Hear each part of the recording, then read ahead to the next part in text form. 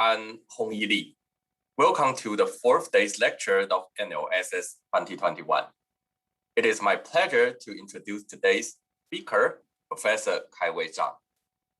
Professor Kai-Wei Chang is an assistant professor in the Department of Computer Science at UCLA. His research interests include designing robust machine learning methods for large and complex data and building fair, reliable, and countable language processing technologies for social good application. Professor Zhang has many amazing achievements.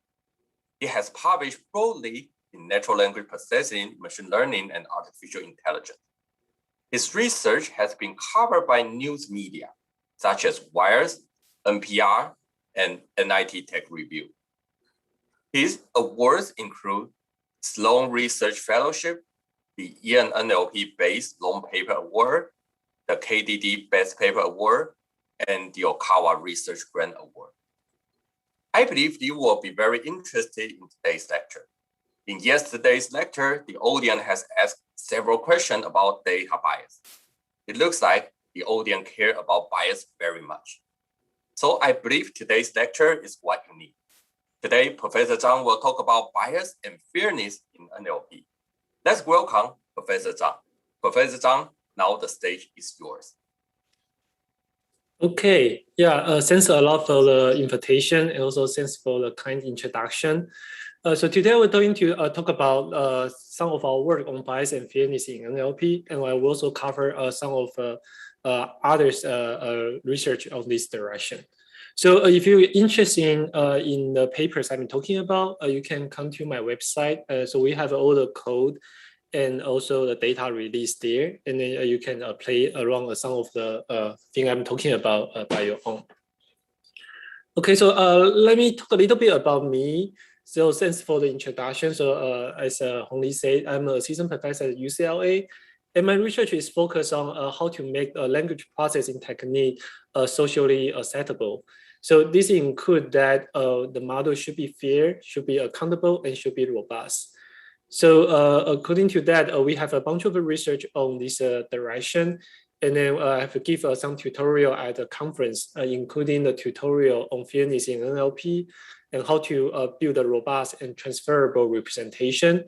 And in the ENLP 2021, we will give another tutorial talking about the robustness in NLP.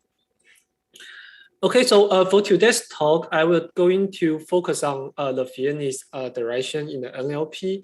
So this is the rough outline. So I will first give some introduction and show you some cases where the model are biased and how they would become some harmful situation for the end user. And then I will talk about how the bias is embedded in the underlying language representation and how that will affect the downstream application. And then that would go to the next topic, talking about how can we detect a bias in the predictions. And then we will take a short break. And after break, I will talking about another things that we will find that the bias might be amplified, the bias in the data. So most people believe that if the data has a bias, then the model would replicate the bias. But the fact is that the model not only replicate the bias, but sometimes the bias can be amplified. So that would be even more concerned because that means that it is possible to create a positive feedback loop, and then that will causing some problem for some end application. Then I will talk about the last topic, cover some fairness issue in language generation, because language generation model is more and more popular nowadays. And we find that it is more concerning for some of the language generation application as they are very closer to the user. And finally, I will give some remark and some discussion. And then after that, we can have a Q&A section. So although I put the Q&A as a last part of the talk, but given this is a pretty long tutorial, if you have any question, feel free to post your question in the chat, and the moderator will let me know the questions, and then I can answer some of the questions during the talk. Okay, so that is basically what I'm going to talk about today. So before I talk about the fairness issue in the NLP, let me first show you some NLP application so you can appreciate how complex the NLP problem is. And also this will give you some motivation why we need to be careful when we design an NLP model. So as you know, the natural language processing is a research area that we're trying to teach the machine to understand human language. So the issue is that human language is usually very complex, and you need a lot of information in order to solve some NLP problem. So let me show you one example in the next slide. So what I'm going to do is I will show you a paragraph, and then I will ask you one question. And you can pretend you are the machine, but trying to read through the paragraph as quick as possible and see if you can answer my question. Okay, I will give you only about 15 minutes to read the paragraph, so to be prepared. Okay, so this is the paragraph I would like you to read. And I'm going to ask you a question. Do you know if the Chris here and Mr. Robin here refer to the same person or not? So you can try to type your answer in the chat. Okay, now I give you 10 seconds.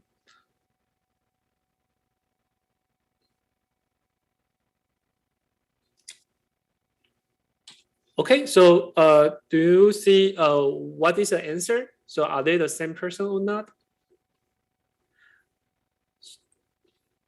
Okay, so in the first glance, you may see that Chris and Mr. Robin can be different person, right? Because this is a different way. These are basically they have a different name.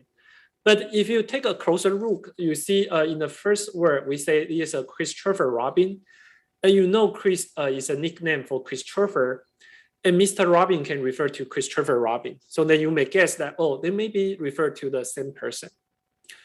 However, if you take an even more closer look and read through the document, then you will see that here, the Mr. Robin is actually referred to his father, because here they say that his father is blah blah blah and Miss Robin, right? But here the his is actually referred to Chris. So now you know Chris is actually the child of the Miss Robin. So you know that is a situation. Chris is not the same person as a Miss Robin. Okay, so this is a kind of a typical problems in NLP, right? That you need to actually understand kind of a concept, you know, even some of the common sense in order to make this kind of a decision. Yeah, and as some of the audience say, this is known as a coreference resolution problem, where we're trying to identify all the phrases that refer to the same entity. So for example, in this article, we have a bunch of entity like Christopher Robin, his father, Winnie the Pooh, and all the cluster that in the same color are refer to the same entity. So the machine job is that if I give you this article, then the model need to identify all these phrases and then put them to the cluster if they are referred to the same entity. So as you can see, this is not an easy case, right? Like even for a human, you need to think a little bit about it and in order to answer the question.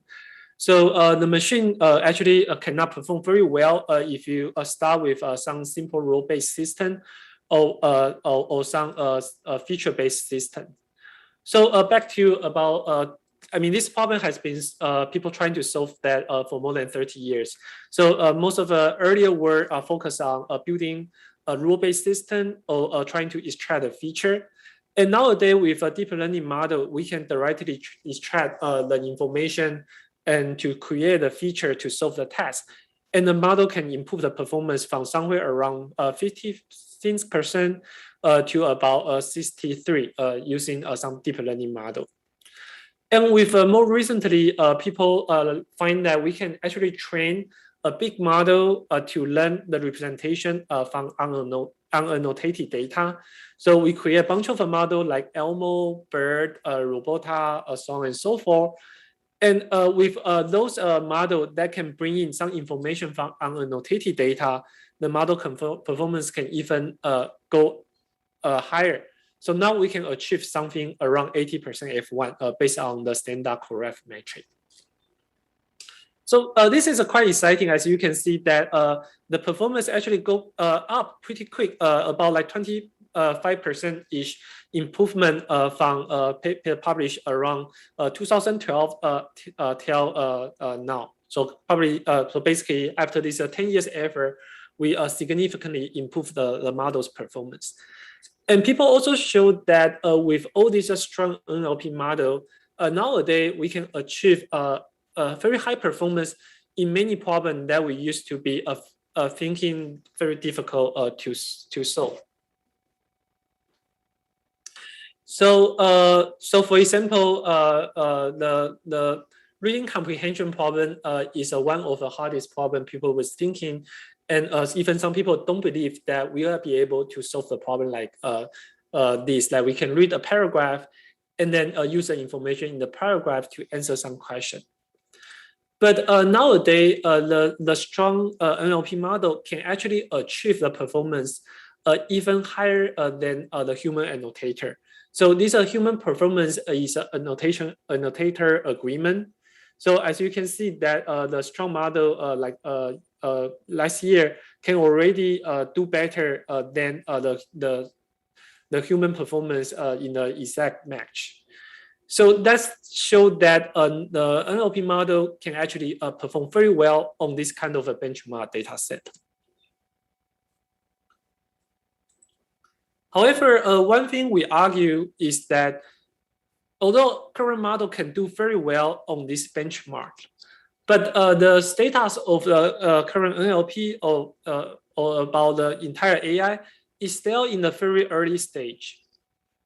So thinking about the development of an airplane, we are kind of in the stage that we can make the airplane fly, and now we are trying to make the airplane fly longer and longer, or build the airplane bigger and bigger so they can have more capacity. But if we really want to make all this model work and can work pretty well in the real cases, then what we need is beyond to have something can build a prototype and do well in the benchmark. But we need something that actually robust and reliable and can can be inclusive to use in the real world application. So this is what the goal of our research, and trying to see if we can build such a reliable and socially acceptable NLP technology. Okay, so take the correct as an example. So let me show you some failed cases of a correct model. So this is actually relatively simple correct cases where I have two sentences. So the first sentence says the president is more vulnerable than most, and he's blah, blah, blah, blah, blah. And because this pronoun is very closer to the mentioned president, so most of the correct system can correctly identify this male pronoun is referred to the mentioned president. However, we find that if we simply change the male pronoun to the female pronoun, so change his to her, then most of the model now cannot identify her is referred to this president, although all the other part of the sentence are exactly the same. So if you ask a human to solve this task, you would basically give the same answer for this two situations, because you would say that the gender of this pronoun should not actually affect the pronounce resolution's result.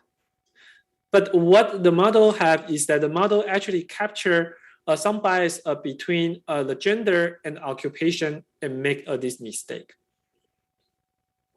Okay, so you may say that, okay, this is just one example, right? So then maybe just a model has a bad luck, so the model make this mistake. So we also do a more systematic study and see how the correct model will have this gender to occupation bias. So what we do is that we create a bunch of sentences. So in each sentence, we have two occupations and one gender pronoun. And we would like to see that how the model will affect their correct resolution result by the different use of the gender pronoun. Okay, so for example, I have these two pair of a sentence. So one sentence say the physician hired the secretary because he was overwhelmed with clients. And another sentence say the physician hired the secretary because he was highly recommended. Okay, so as a human, when you read these two sentences, you will say this first word he is referred to the physician, right? Because someone is overwhelmed with a client, we're going to hire a secretary. And for the second one, I would say this he will refer to the secretary because someone is highly recommended would be hired, right? So so in this case, because we know usually the physician has a more like male stereotype, and the secretary is more like a female-oriented stereotypical job. So we will call the first case is a stereotypical situation, and the second case is an anti-stereotypical situation. Okay, so this test is a co-reference resolution test, but for this specific way to build the data set is called the Winograd schema. That this is used to be one way we used to test the AI model to see how the model can leverage the knowledge in order to solve this kind of hard cases by leverage the additional information we provide. So we would believe if the model doesn't have any bias, right, then the model would be able to solve the problem like this. And if I change the gender pronoun from he to she and get the same set of a sentence, then the model will give you exactly the same prediction because the gender is playing no role in trying to identify this relation between the pronoun and these two occupations. Okay, so of course, we know the model has a bias. So although we believe if the model can do well, they will at least give you the same prediction for these two sentences and also these two sentences. But the reality is that the model do very well on the first set of a data set that when the occupation is always follow the gender stereotype. So the model will leverage this correlation and they can achieve the performance around 75% F1. But when you look at a situation where the data set is anti-stereotypical, the model performs badly. And the gap between these two is about 20%. And the average of these two data set is around 63. Okay, so that means that the model has a very strong bias toward the gender and the occupation, so that the model actually have a very different performance in this data set comparing to this data set. Although, as I say, because this is just a flipping gender, so the model should give you the same performance. So there's actually many reasons why the model embed this gender bias in the prediction. And we later on I will talk about there's actually some way we can try to fix this problem. So one problem is this model using the word embedding model to get the representation of the word. So the model basically using this representation model learn from the big data to know the meaning of the word, and those embedding usually capture a lot of bias. So if we try to remove the bias from those embedding, then you can see the gap between these two data sets can be much smaller. And also the data would learn some bias from the training data set. So if we further remove the bias in the training data set, then you can see the gap can be even lower. And then actually in this case, this is no longer statistically significant. And by removing gender information from this model, the average performance can actually improve a little bit. So this basically showing that you can actually reduce the bias and make the model to let the model to make a more sensible prediction while still keeping the performance of the model. Okay, so there are some questions here. So let me stop a little bit and then answering some of the questions. Okay, so there is one question about the bar chart in page 7. So let me go to that.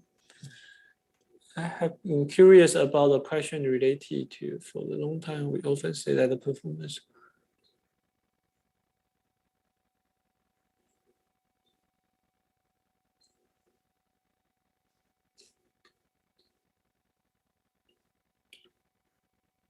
Yes, so that's a very good question. So the question is asking that we just trying to show the number and use a number as a way to indicate the performance improvement. But we should do more detailed analysis to confirm the model really perform well, like trying to understand the problem performance in different category and scope in different aspects. So that's actually one of the aspects I want to emphasize in this talk. So in this 2 slides, I just trying to show people that this is most of the way people measure the performance in the benchmark data. So people trying to get one number, and the one that can get a higher number, people believe that is a better model. But in fact, in the real world application, we should do more analysis than that, because there are many reasons. Actually, I will cover a lot of them in the talk. But just briefly mention some of them. So one is that those evaluation metric can be biased because people actually show that, for example, the original mark evaluation metric, you can just easily put all the mention into the same cluster, and you can get a very high score in the recall. And in that way, the model can easily get a very high mark score. So then people invent another metric called B cube, and then people later find that B cube also has a problem. So then people invent the sieve. And in fact, later on, people find all these 3 methods has a bias in scoring the correct result. So then in the shared test, they actually do the average. So this is just an example that those metrics may not be very reliable when you use to evaluate the NLP application. And the second is like the question mentioned that although the model can perform very well on average cases, but the model may perform very bad in some special cases. I will show you some example later. And also, like I mentioned earlier, that even those model, you can see very high performance like in this QA system. But when you actually deploy the system into the real usage, that if you just play the demo of those QA system, then you find that the model has a lot of problems. And then usually they cannot resolve the, they cannot really answer the question based on the passage. Okay, and the second question is whether we should explain this from bias or the spurious correlation. Yeah, so that's also a very good question. So I will argue that the notion of a bias I'm talking about mostly in this talk is very related to the spurious correlation. And you can think about this as one type of application of building a model that would ignore or remove the spurious correlation. So there are several different situations. The spurious correlation may cause a problem. Model will make a incorrect prediction. But when that is related to some social or some some social notion or harm some user, then I would claim that this is a type of fairness or bias problem. Okay, and there's a last question in slide 14. We just decreasing the performance of the geotactic greatly increase the slide performance.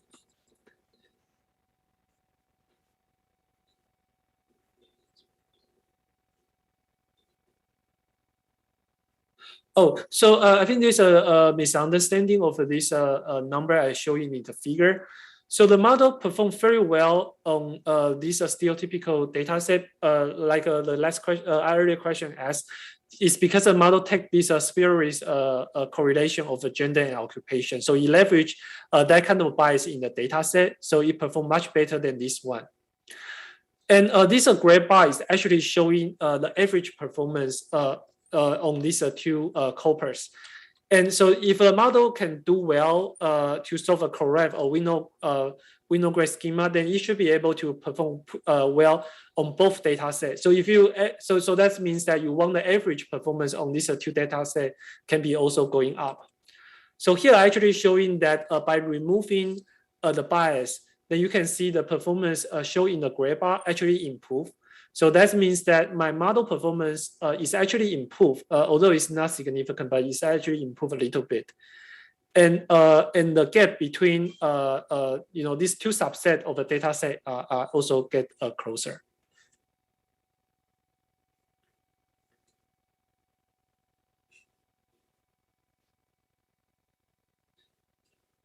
People terrible consider.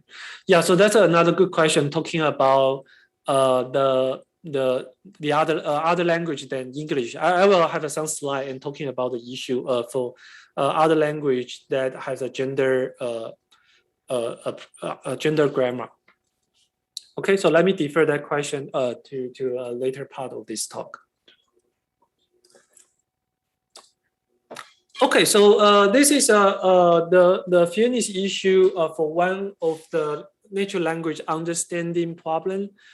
And as I said, that the problem is not only restricted in the language understanding problem, but for the language generation problem, we also see a bunch of bias. So just give a little bit background of a language generation model. So for language generation, we usually consider the problem that I give you a sentence, and then we will ask the model to generate a sequence of a token depends on what kind of a test you are looking at.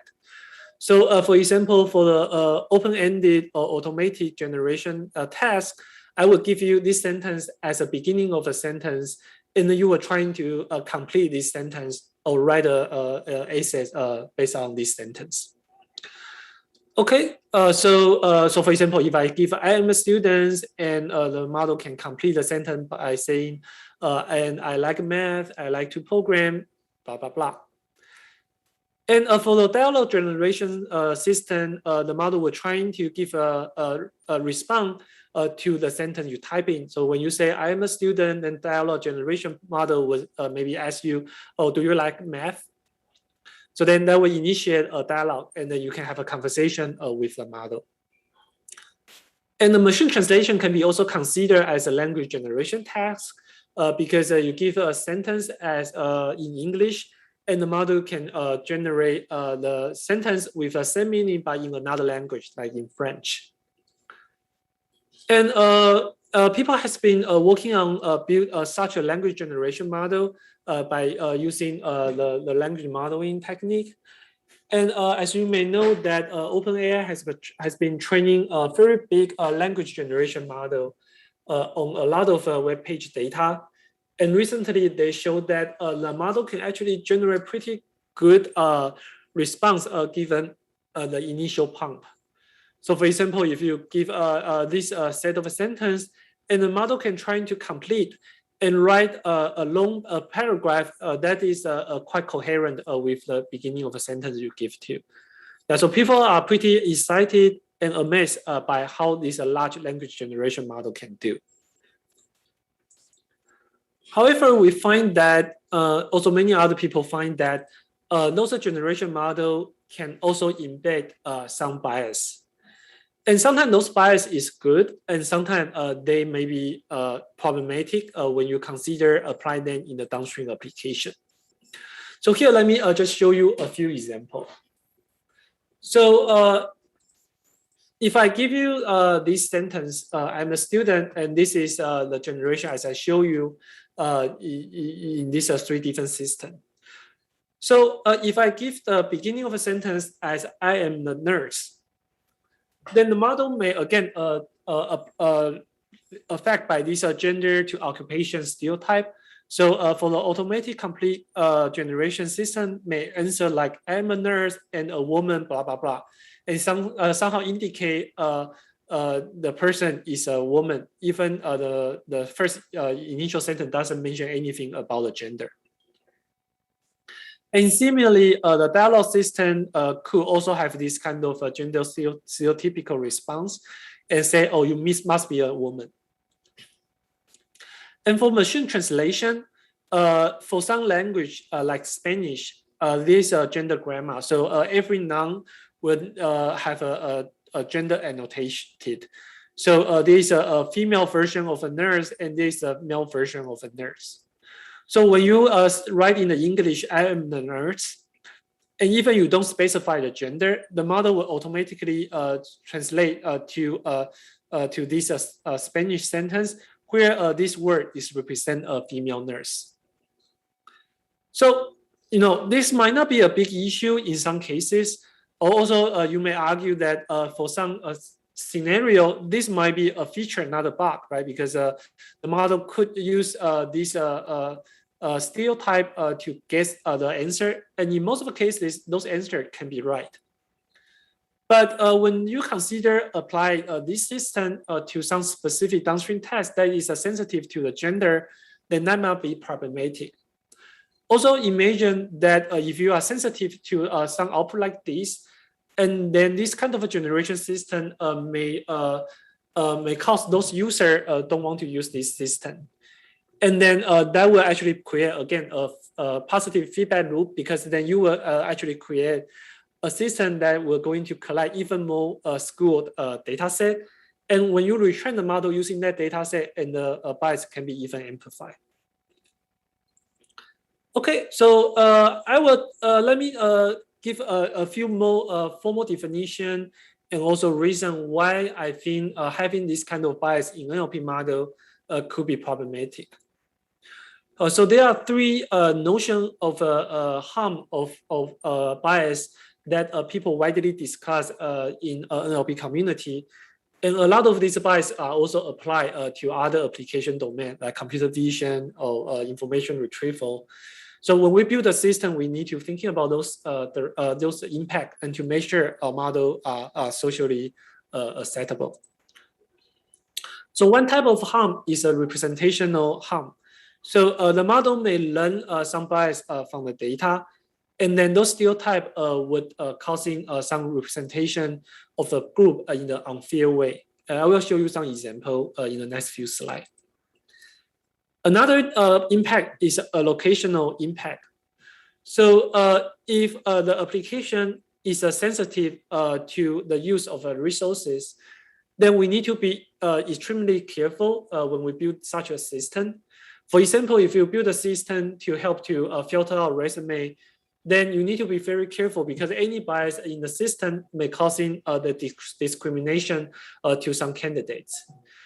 And similarly, if you build a system that create some resources to some user, then you also want to make sure every user can use the system correctly, right? Otherwise, some user may have a trouble to use those systems, and that may also create unfair competition environment for those users. And third type of harm is a vulnerability impact. Because some group of users may be more vulnerable than the other group of users. So if you just build a system based on the thinking from the majority group, and you don't understand what would be the harm or the vulnerable for those underrepresented, then it is possible that the system will create some unwelcome environment for those people. I will show some example for all these three different harm in a real situation.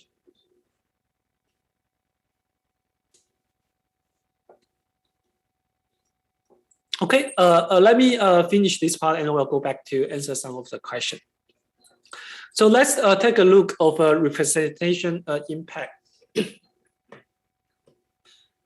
So I said, so this is one of the earlier work that we did that we find that the word embedding model could actually capture the stereotype in the training corpus. So it is not surprising that because the model trained on those data would capture all those correlation and embed that information in the embedding. But what kind of surprising to us at that time is that a lot of people don't really realize that problem, and they just blindly apply the embedding in their downstream application. Even some application is very sensitive, and they should not just just using this kind of a technique without a second thought. So to show there is a bias in the embedding, we used those embedding model to generate some stereotype, which generate some analogy. So basically, what is word embedding model? So word embedding model is a very popular way in NLP to encode the meaning of a word into some factor representation. So what we find is that consider we map all the word in a very high dimensional space that you have about 300 dimension or about 1,000 dimension in order to capture this meaning of words. So if you train a model on a large corpus, and people find that the model can actually map those words in a precision in a high dimensional space pretty well, in the sense that if you find the direction between the position of a man and a woman, and this direction can somehow represent the direction of a gender. So then you can find those parallel direction of this man to the woman. Then you can find the analogy like uncle to aunt, or king to the queen, or the pronoun he to the she. Okay, so we apply this technique, and then trying to use this to find all the analogy that is parallel to the direction of the he and the she. So we find that the model can do pretty well and identify a bunch of the right analogy that is represent this gender, like brother to sister, father to mother, king to the queen, right, and son to the daughter. So those words has a definitional gender. So it is reasonable that they are parallel to the direction of a he to a she. But we also find that the model will learn a certain type of stereotype. So for example, the model will capture the direction of a beverage that the male and the female usually drink. So they find that he to a she can be an analogy to beer to the cocktail. And some people may find will say like wine might be also a good answer here. So actually wine is a second top answer that generated by the model. So as you can see, this direction, although this doesn't make much sense, but this is basically the stereotypical drink that those two different gender would drink in the bar. Okay, so this are not problematic because this is not a very sensitive situation. But when we talk about occupation, then that is more tricky, because when you give a physician to this analogy, then you would believe the model would either generate physician or doctor or something that related, but the model actually generate the registered nurse, even though a nurse is actually more far away from physician than some other word that can be used to refer to the doctor. And the model also clearly to learn some direction of the rank. Like the model would learn the direction of a he to a she is a parallel to the direction of a professor to associate professor. Or if you go associate professor here, then you will get assistant professor here. So the model actually learn there is a ranking, and the ranking is correlated with the gender.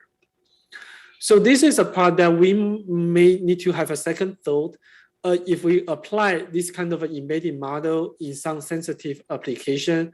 For example, you apply this to the sentiment analysis for the performance report, or apply this to filter out resume, or some application that you don't want the gender should be one of the features here.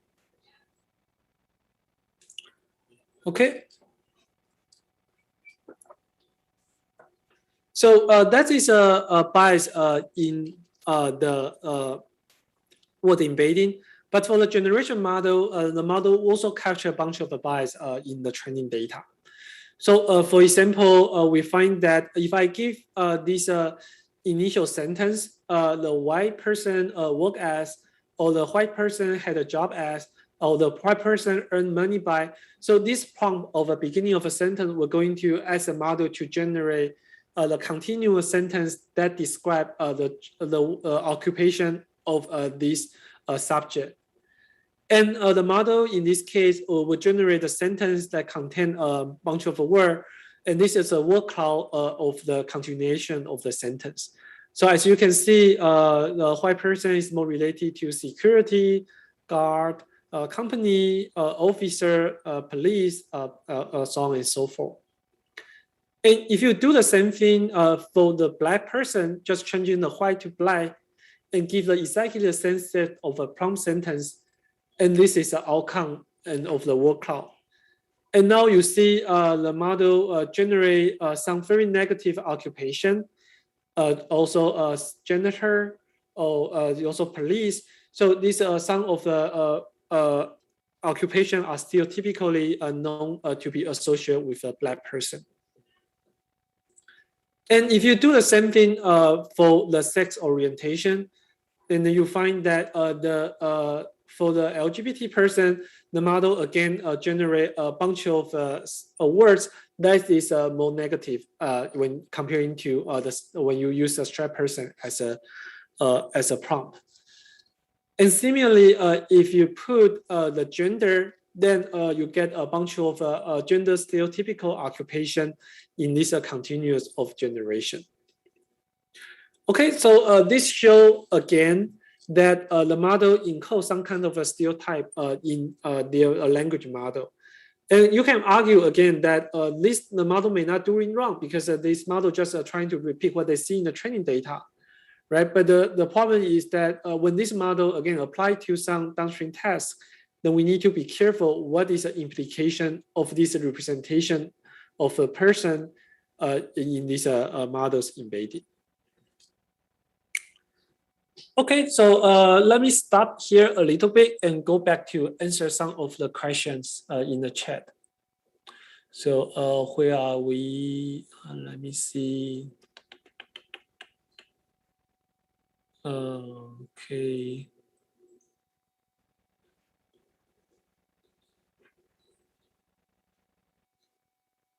So there's one question about can the bias be hampered by balanced gender sample in the training data? Yeah, so that is basically what I was using here, that we generate we basically swapping the pronoun and also swapping some of our other words that can represent the gender, and then retrain the model on the balanced data. And then the model can do relatively well. But I want to say that there's a caveat here because the data set here is relatively simple, so we can do that. But also doing this may also have a risk that the model may amplify some other type of stereotype. Slide 17 is a bias difficult to catch. The bias might be present if you ask a person to perform the same task. So that's a very good question. So yes, so in many cases of the thing I'm talking about, those bias is very difficult to catch. And also people may argue about there are different notions of fairness. And as people know that sometimes if you want to push some fairness notion, then the other fairness notion may not be satisfied. So this definitely has a question that what is the right thing to do, right? And and also who can define what is the right thing to do. So I will talk about this kind of thinking in the end of the talk.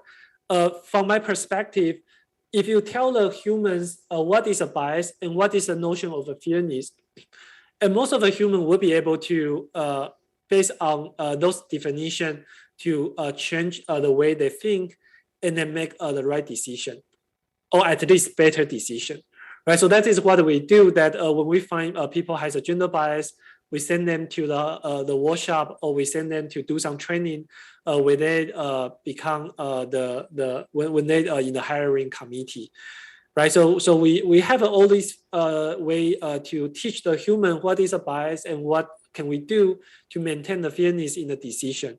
But we usually don't have that kind of mechanism for the model.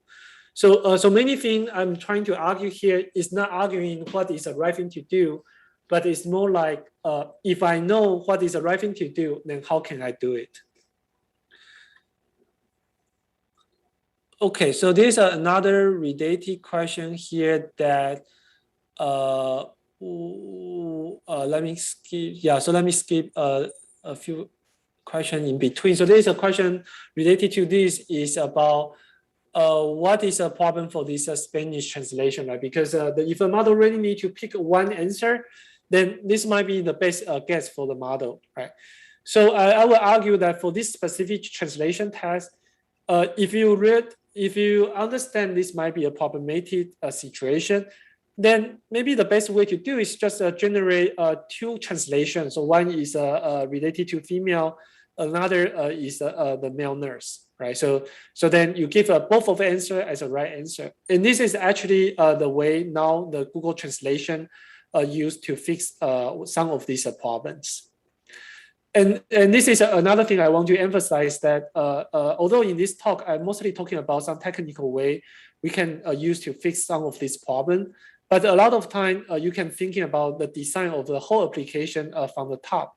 And you might be able to find that some simple solution to solve the problem, like just give a two translation, for example, in this case. Okay, there's another question.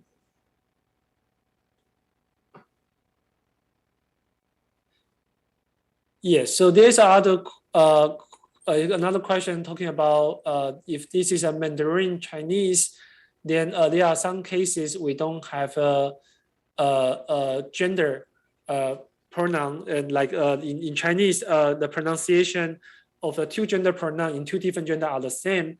So if you just do the ASR, then you get the same word, right? So how can we deal with the problem that case?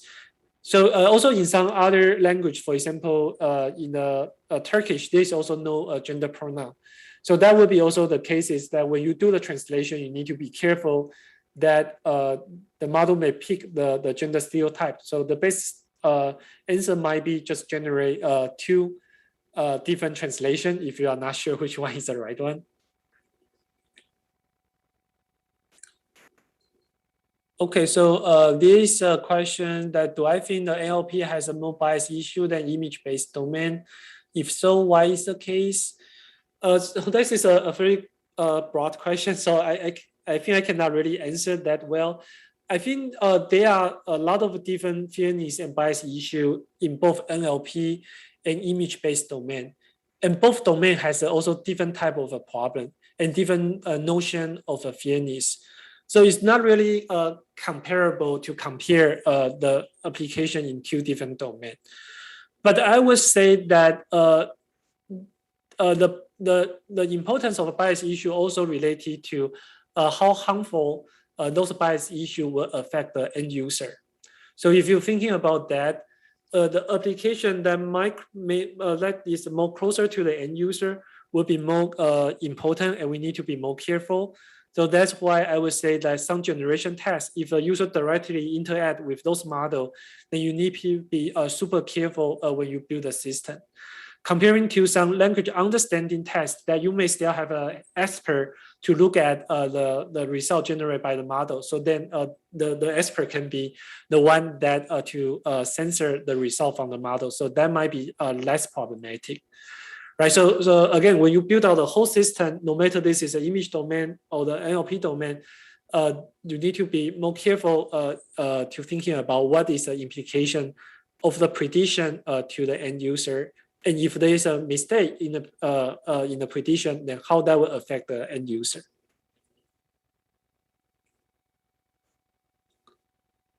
The 14.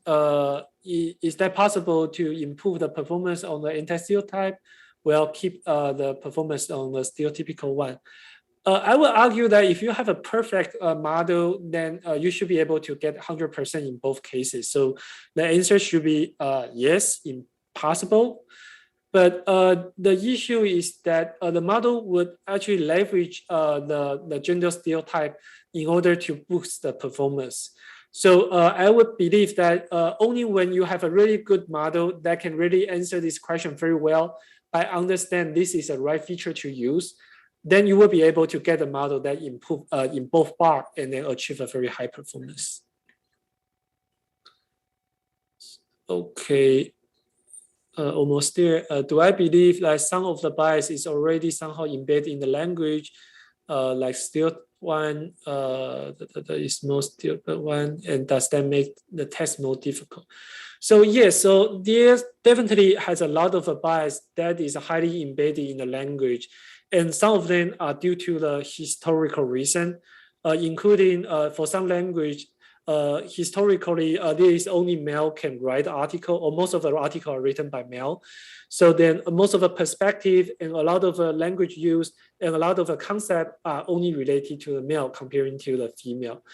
So so arguably that definitely will make solving this problem more difficult. And part of the problem might not be able to solve just simply using AI technique. But again, my goal here would be more like, from the direction of a machine learning to thinking about this problem is that if I get some inductive bias to let me know that we should reduce the bias in the model, and how can I leverage those information in order to make a model more balanced. Okay, so there's one more question, is bias confound data or the design of the model. So I will talk about that later. And how to deal with the intersectional bias. Yeah, so that is a very good question. So the answer is that's very, very difficult. And most of the reason is that we don't have a very good data set that has a intersectional bias that we can use to test the model and design the mitigation technique. And there is also some paper showing that if you're trying to reduce the bias in one dimension, like gender dimension, then that might actually create more bias in another dimension. So we need to be very careful when we use the model or the mitigation technique in some of these applications. Okay, so these are all very, very good questions. And so, so let me move on to talk about the second type of a harm by the NLP model. So we talk about this representational harm. And now the second one is this allocative harm. So allocative harm is usually referred to that your model will create some unfair scenario for the people that using this model. So the typical definition or example using machine learning is that if you build a model that looking at the credit report and trying to predict the credit score of the end user, then you need to be careful because the model may capture a certain type of a bias, maybe based on the area you are living, or maybe based on your name, or based on some other attribute. Then perhaps there are two persons with almost a similar background and income, and one get a loan, another doesn't get it, and that will create the allocation bias, because then you will make these resource unfairly allocate to some group of people. So in terms of NLP, this sort of bias is less obvious, but let me show you one example. So this is not an NLP example, but it's basically show you what is a problem here. So this is actually real cases that the New Zealand visa website allow you to upload a photo, and if this is like when you apply for the visa, there's some automated system we're trying to detect if this photo satisfy some quality, and if the photo is not satisfy this quality control, then the system will automatically reject that person, ask you to upload another photo. So the problem is that this person, of course, although it is clearly he trying to open his eye, but the model still say subject eye are closed. So the model has a mistake by recognizing the eye are closed for this specific person. So in most of these AI systems, this is a typical issue because maybe the developer that built up this system doesn't test on this specific group of person. And maybe this system can do 99% well in most of the people, but just for this small set of people, they will never be able to pass this this photo quality control system and get their visa, because the system will always predict the eye are closed. So when we build the NLP system, we also need to be careful for those cases that the model should work for everyone. And then even for some minority group, even the model doing very well, in most of the cases, for those people, the model is actually can be 100% incorrect when they make the prediction. So a similar scenario, we need to be very careful when we build the system for some specific application that is sensitive to people's welfare. For example, if you have an NLP system related to a headhunter, then you want to make sure the model don't take on a protected attribute into account when you're trying to filter out the resume. Or if you build a system for the healthcare system, you also need to be careful that the system can work for different race and different gender. So I have another application, which is a real-world application that I collaborate with people in the healthcare department. So in the public health department, they have a typical problem that they want to identify those people who has a mental health issue, and trying to understand why people commit suicide, and trying to see how we can build up some policy that we can save those people's life. So one typical scenario is that there is a violent death narrative collected by the CDC that is collect when anyone that has when anyone commits suicide or there is a homicide, then there will be a social worker will write a piece of a paragraph to describe what happens. And those information are very important for the healthcare worker to understand what is a story behind those cases, and in order to understand what is a problem, and to develop the policy that can try to improve the social welfare. So because there are a lot of articles there is more than 100,000 narrative every year. So we will hope that we can use some NLP system to help us to analyze the text, and then to give us some summary of a scenario. So we attempt to apply some NLP system on this violent death narrative, and we find that of course there is a domain adaptation issue, but also the model was actually very, very bad on the situation when the subject is related to LGBT.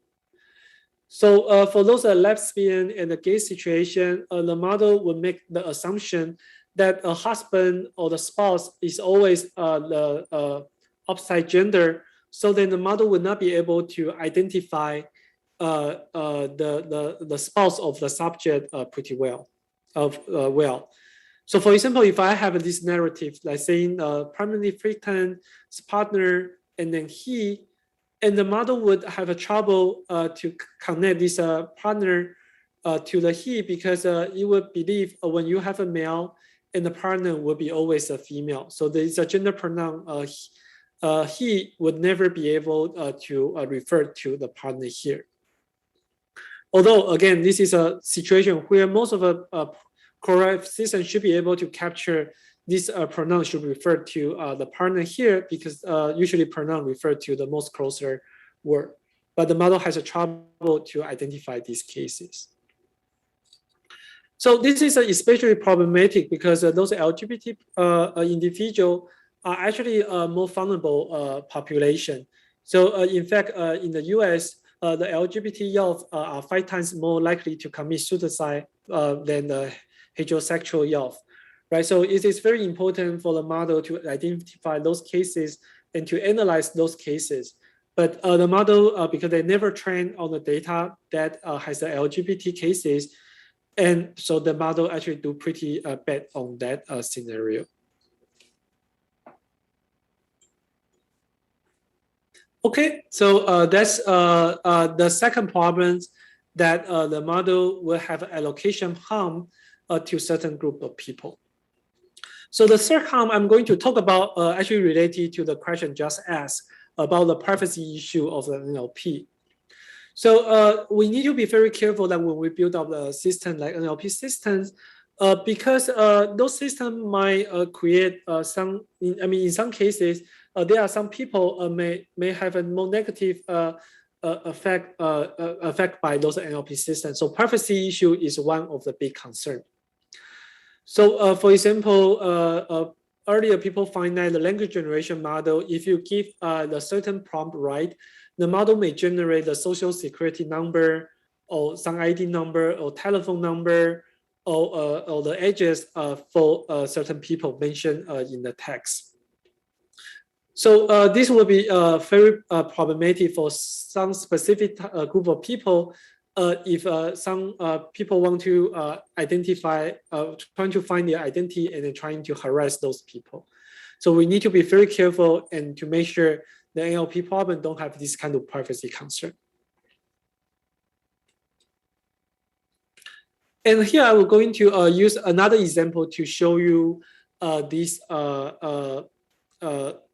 vulnerable harm to the user.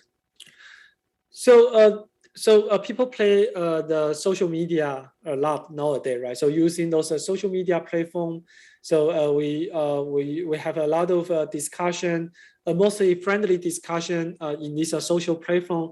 But as you know, there's also a lot of toxic comments and also we call ad hominem attack in the social platform.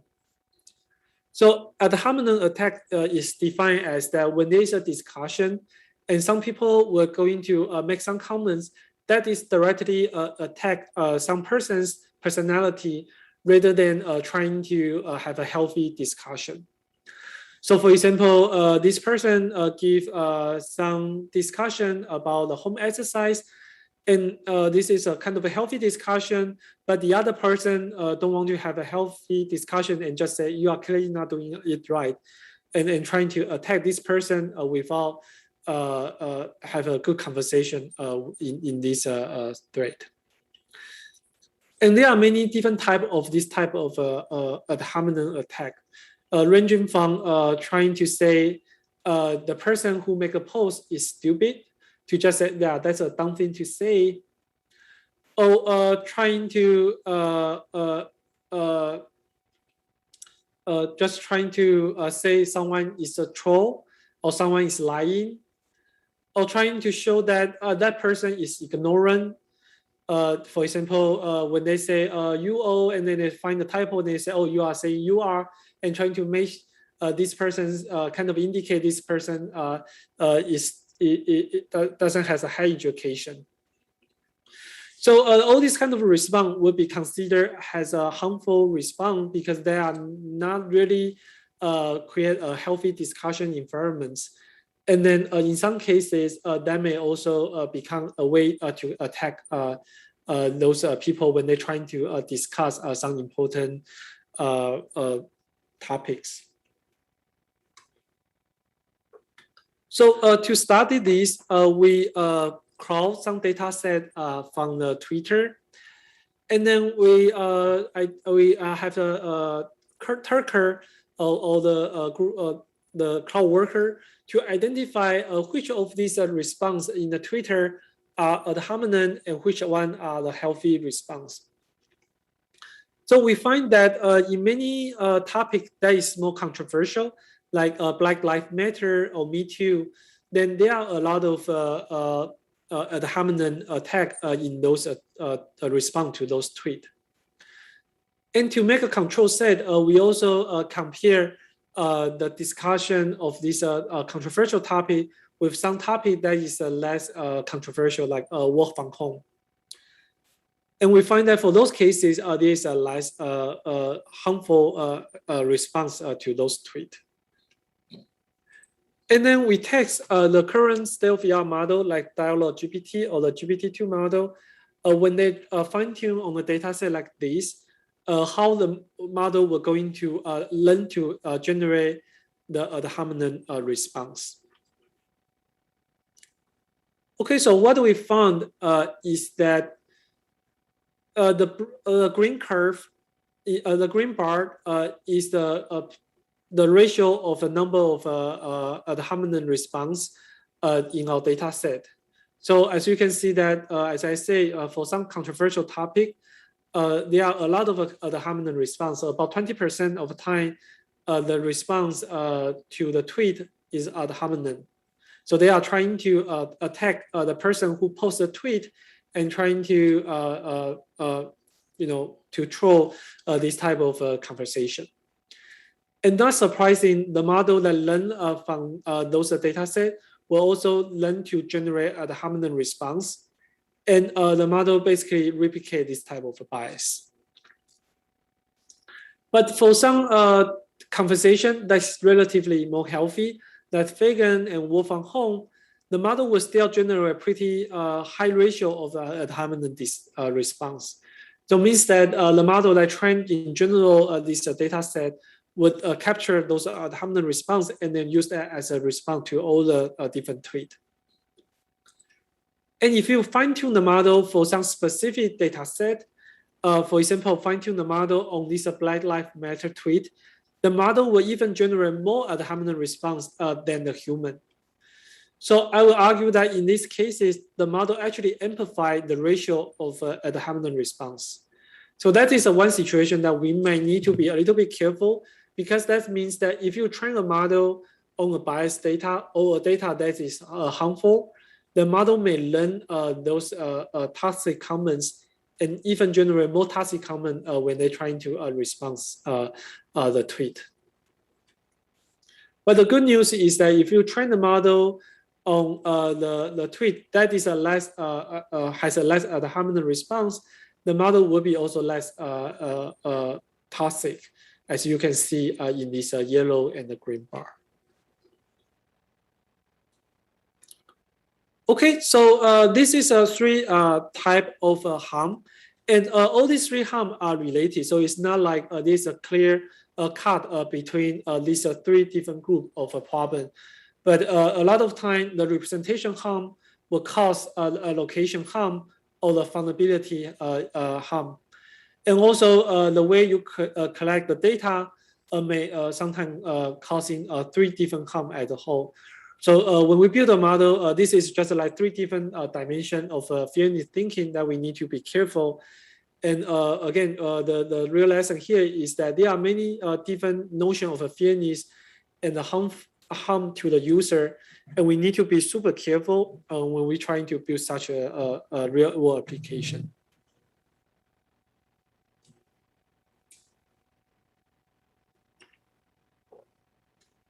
Okay. So there's one more question in slide 31, 32. Do I measure the output of a model? Yeah, so as I said, all these bar beside the green bar is the model's output. So this is a ratio of adharmonic response generated by the model. And the green bar is the real humans response that collect from the tweet.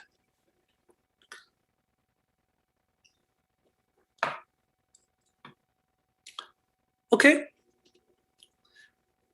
So this basically gives the introduction of a type of a bias would capture in the model.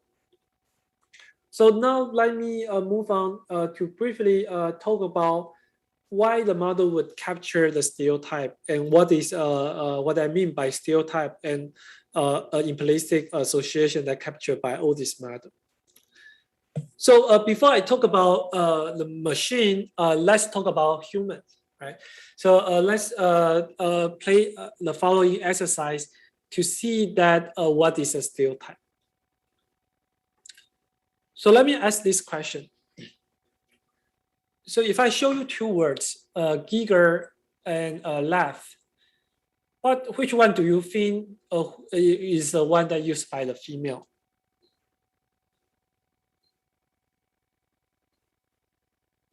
Okay, so many people will say giggle, right?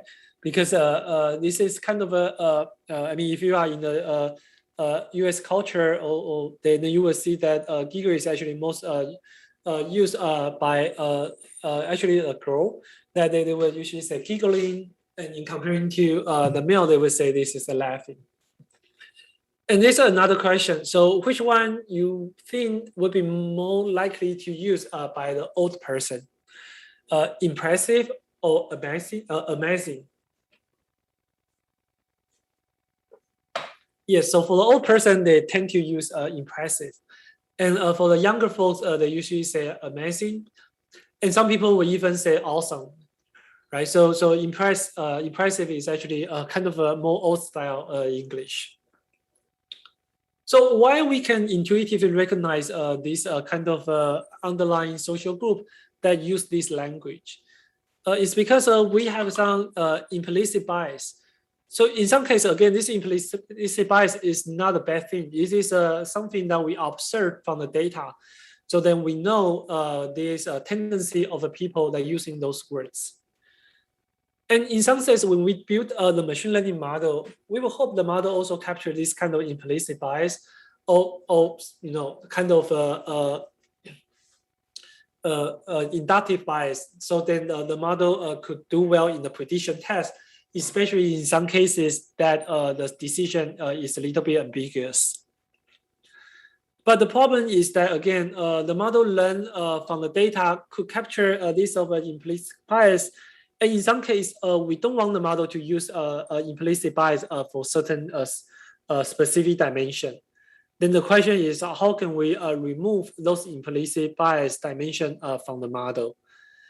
And also, how can we detect if the model using those implicit bias?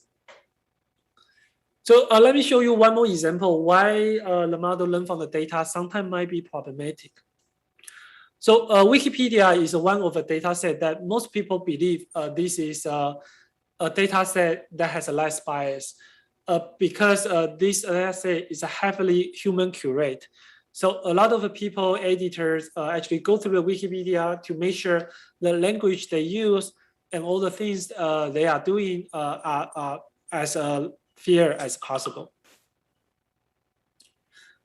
But one problem that people find earlier in the Wikipedia editor bowl is that most of the Wikipedia editor are actually male.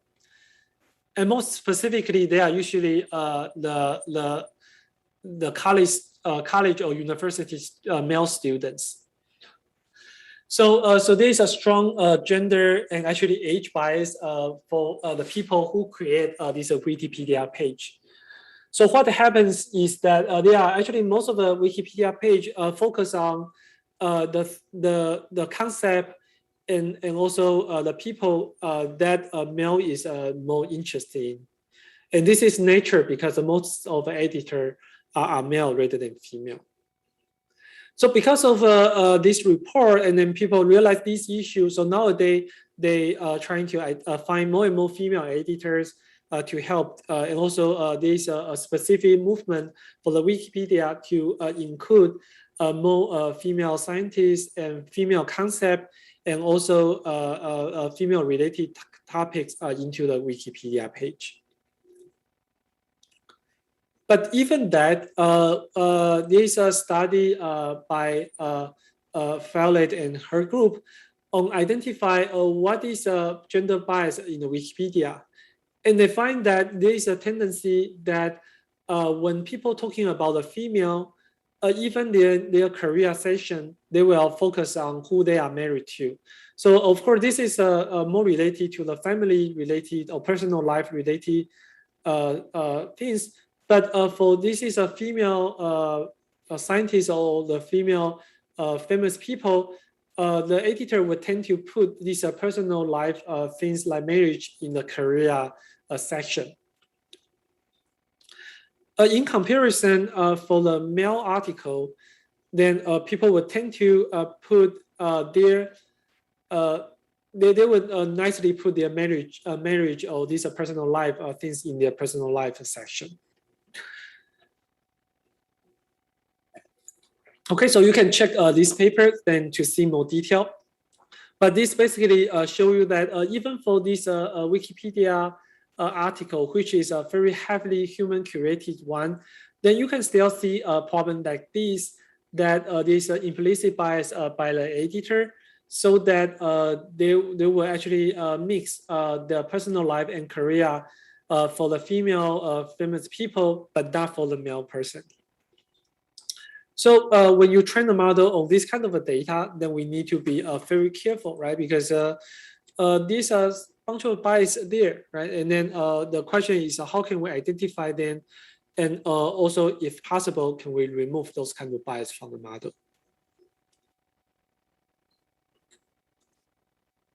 So where is the bias in the model? So I will argue there's a different portion of the model could all contain certain type of bias. So when we give the data, as I showed you earlier, the data will have the bias. And the model that trained on this data, we're trying to learn the representation of those words and the sentence and the user and the attribute. And all of them could contain the bias toward those people and store the bias in the representation.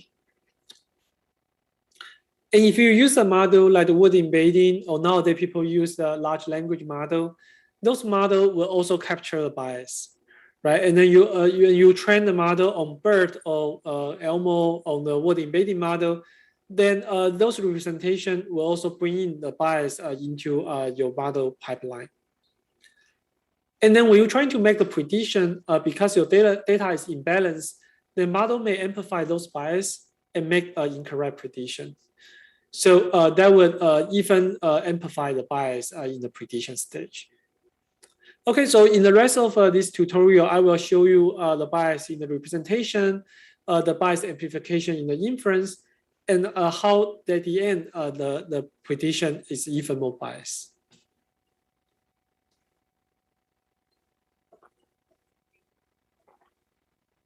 Okay. Okay, so let me see. So let me answer these two questions first. So how about cases that explanation of a certain word present in the most dictionary is strongly biased? So yes, so I mean there is a even like I say, even the dictionary could be biased, and some of them are just reflect what we have in the society. So again, the problem is how we can unlearn certain bias for some specific scenario. And I would not argue that the data is biased, right? The data is definitely biased, and there are some data that we know they are very biased due to the user, like Reddit or Twitter. But there are data that even highly created are also still biased. So these are all different kind of bias that we need to deal with from the data.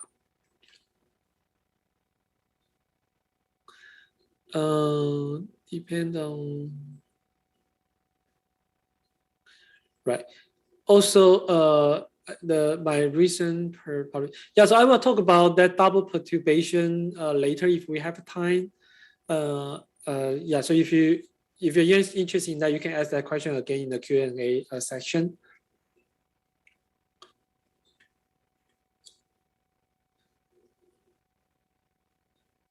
Okay, so let me also go back to this counterfactual prediction problem later. I will have more slide and talk about that later in my later slide when we talk about CoREF again. Okay, so for the interest of time, let me just quickly talk about the bias issue in the language representation. So most of this thing has been known by the community, that the model will capture this kind of gender and occupation bias. So for example, if you simply map all the occupation into this he and she direction, and then you can see that the word that is more historically associated with a male will be more closer to the pronoun he, and the word that more associated with female will closer to the pronoun she, right? And there's a pretty strong correlation between those words in this gender direction. And this is pretty much agnostic to different embedding you use and also different data set you train on. That we try different embedding technique, train on different data set, you always see this kind of a correlation of a he and she directions to the occupations. And also, as I said earlier, that we can use this gender direction to find the analogy to show if the model is gender biased or not. And as we show, the model in the top of 150 analogy, that model thing that is the most appropriate to describing this he and she direction. About 20% of them are kind of stereotypical or harmful bias analogy directed by the crowd worker. So, so probably about 80% of them are a good analogy, like brother to sister or son to the daughter. But a lot of them are analogy like this: a midwife to daughter or housewife to the storekeeper. So this is kind of considered as a bias. And another way to test the bias in those model is using this IAT test, which is a test that people use to test if a human are biased. And there is a paper showing that the model will have a pretty strong stereotype comparing to the human bias. So for the interest of time, let me skip this part. But basically, the lesson is that based on this approach, we can define embedding bias detection technique called the word embedding association task. And the idea is we have a bunch of words that represent, for example, math and science. And another set of words represent another concept like art and design. So if I want to see that if these two group of concept has a gender bias to another group of word represent a male and a female, then we can consider their cosine distance between this pair of a group of words.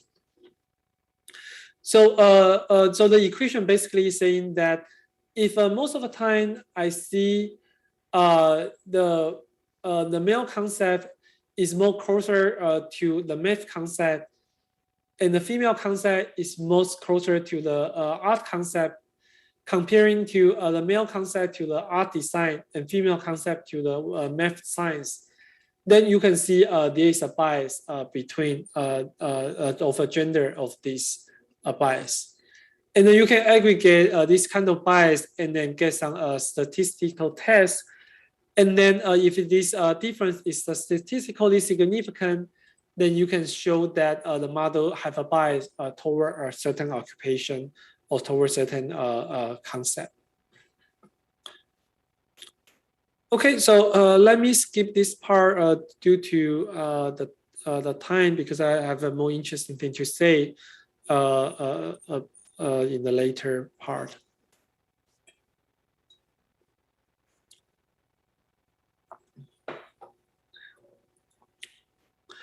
Okay, so one more thing I would like to say is that typically you can just using the pronoun to capture this gender direction.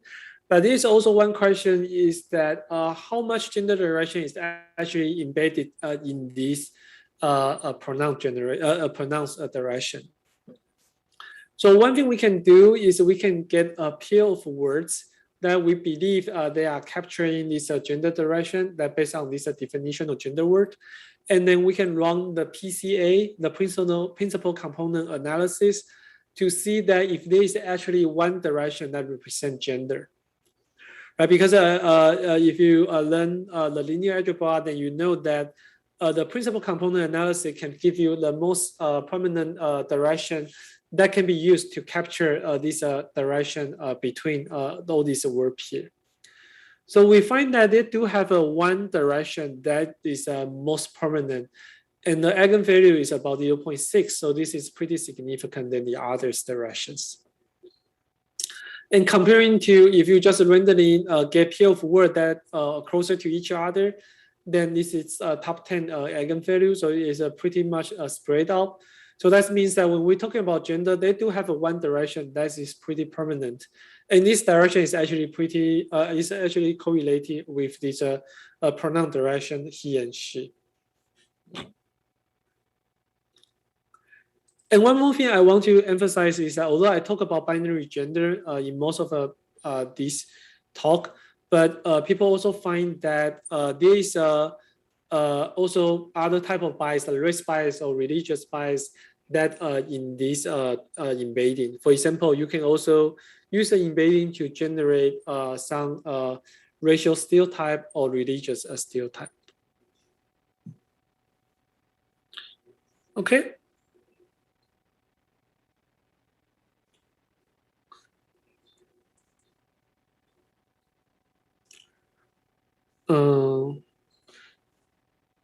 So there are two questions here. How did the slide 68 consider bias?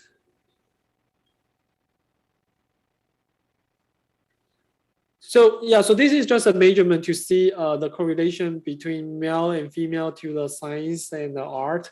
So again, this is a test in the embedding. And this just to verify that what we know, that male is in the embedding space, male is closer to the science and female is closer to the design. And that basically has a stronger correlation. And then we will consider this as a type of a bias. And again, bias doesn't always mean a bad thing, right? Because in some cases, maybe this correlation is very helpful for the model to make some decision. But this just showing that the model will capture this strong correlation between male and science concept and female to the design concept. And in NLP and the Wikipedia NPL and the Wikipedia illustration, how bias measure against personal interest. Yeah, so that's a tricky thing, right? So you will hope the Wikipedia as the kind of encyclopedia resources that should try to recall as many concepts as possible. And but the editor would definitely affect by the personal. I mean, the Wikipedia sources would definitely affect by some of the personal interests. For example, there is a very, very detailed description of NBA that every game, every player, and every season there's a dedicated Wikipedia page and give a lot of detail about that sport because a lot of editors are interested in that sport. But for some other sport that either there are less people play or less focused by those editor, then there will be less detail. And this is a pretty human nature things. Another analogy to that is that, for example, as you may know, like Italian has a tons of different word for the spaghetti, right? Because they like to eat spaghetti, they like to eat dumplings, so they have many different words for those food. But for others area of the people, they may have more close grain about noodle. So that's another example. So are we able to find two non-gender word and find that they're different also correlated to a gender bias direction? That's a good question.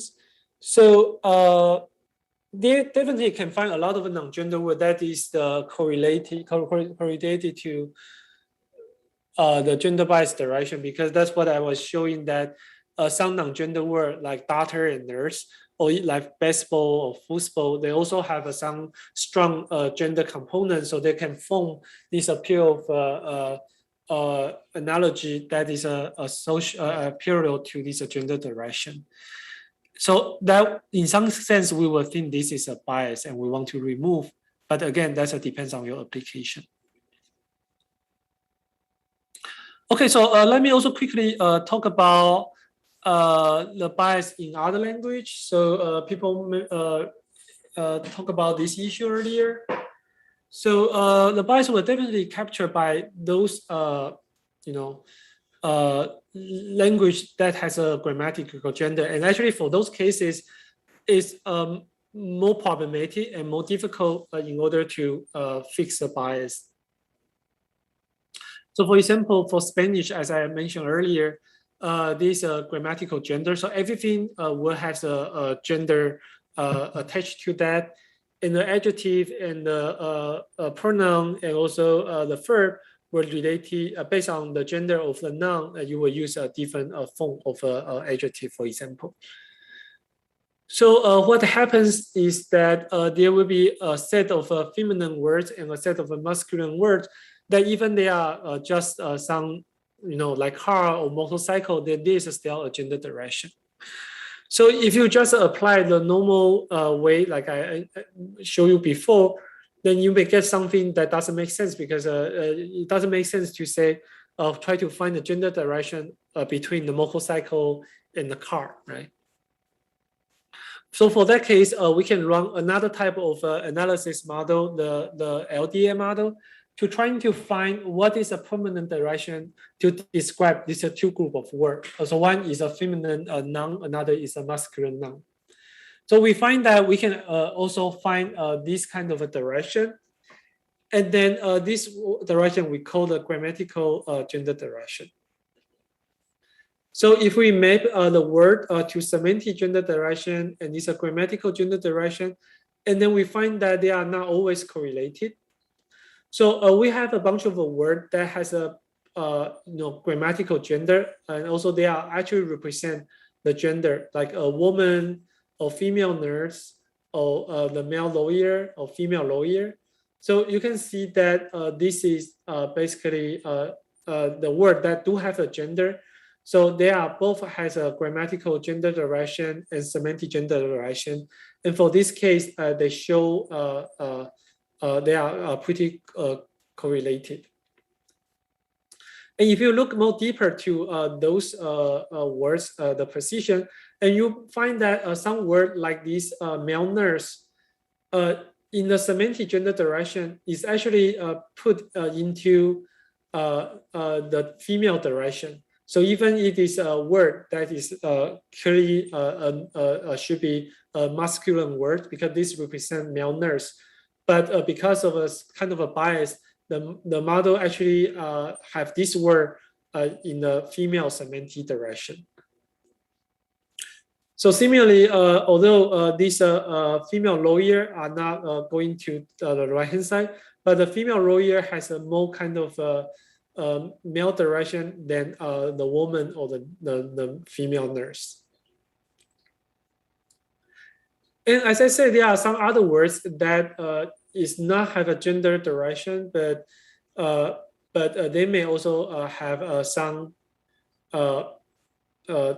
was marked as a gender. So for example, the perfume is a very interesting word, because of perfume is actually a masculine word by grammar. So perfume is a classical, has a grammatical gender direction as a male. But the perfume is mostly associated with female. So in a semantic gender direction that defined by the gender pronoun is actually closer to the female. Okay, so this is basically, again, showing that all these words will be affected by their grammatical gender and the semantic gender. And you get those embedding when they map into these two directions, and they are positioned in different places in this diagram. So again, based on the application you are using, you want to be careful of which direction or which embedding you should use. And in some cases, you may want to remove the bias or some direction from this embedding.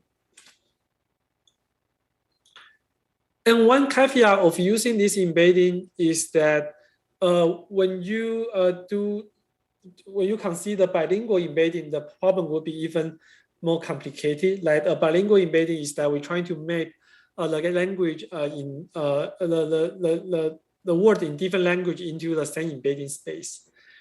And then as you can see that all these gray words are the word in English, and the blue word are the masculine words in Spanish. And the red word are the feminine words in the Spanish.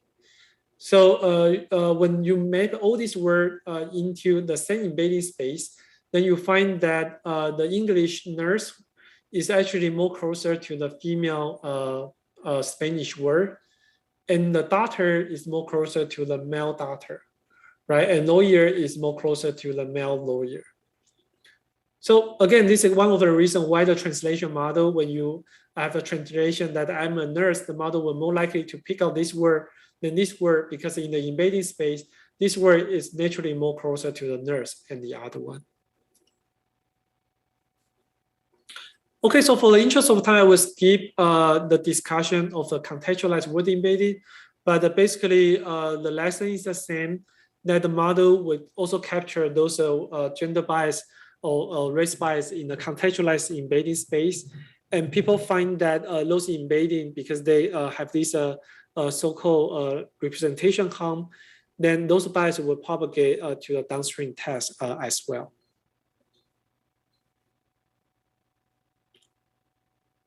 Okay, so let's come to the question that, is that possible to remove this bias from the embedding? And people has a lot of a discussion here that what would be the right way we can do, and what should we do, and how can we do it? So ideally, if we don't want some word has this gender direction, we can just try to do some projection using linear algebra, right? So if I don't want those words like dress or nurse or doctor has a gender direction, then I can just take those words and map them to the null space of this gender direction. Then the embedding can be more neutral. So as the example I showed you earlier, if you do this, you can actually remove a bunch of a bias because now the model, when they see this embedding space, those features will be somehow deprecate. So although you cannot totally remove a bias, but the gap between these two will be much smaller. And there are also many other techniques can be used to reduce the bias in the embedding space. But for the interest of time, I will skip that part. But you can look at, we have a survey paper in the ACL, and we talk about several different kinds of a technique that can use to reduce the bias in the word embedding or in the contextualized representation. And this is still a very active direction, and people are discussing what is the right way to remove a bias in the embedding space.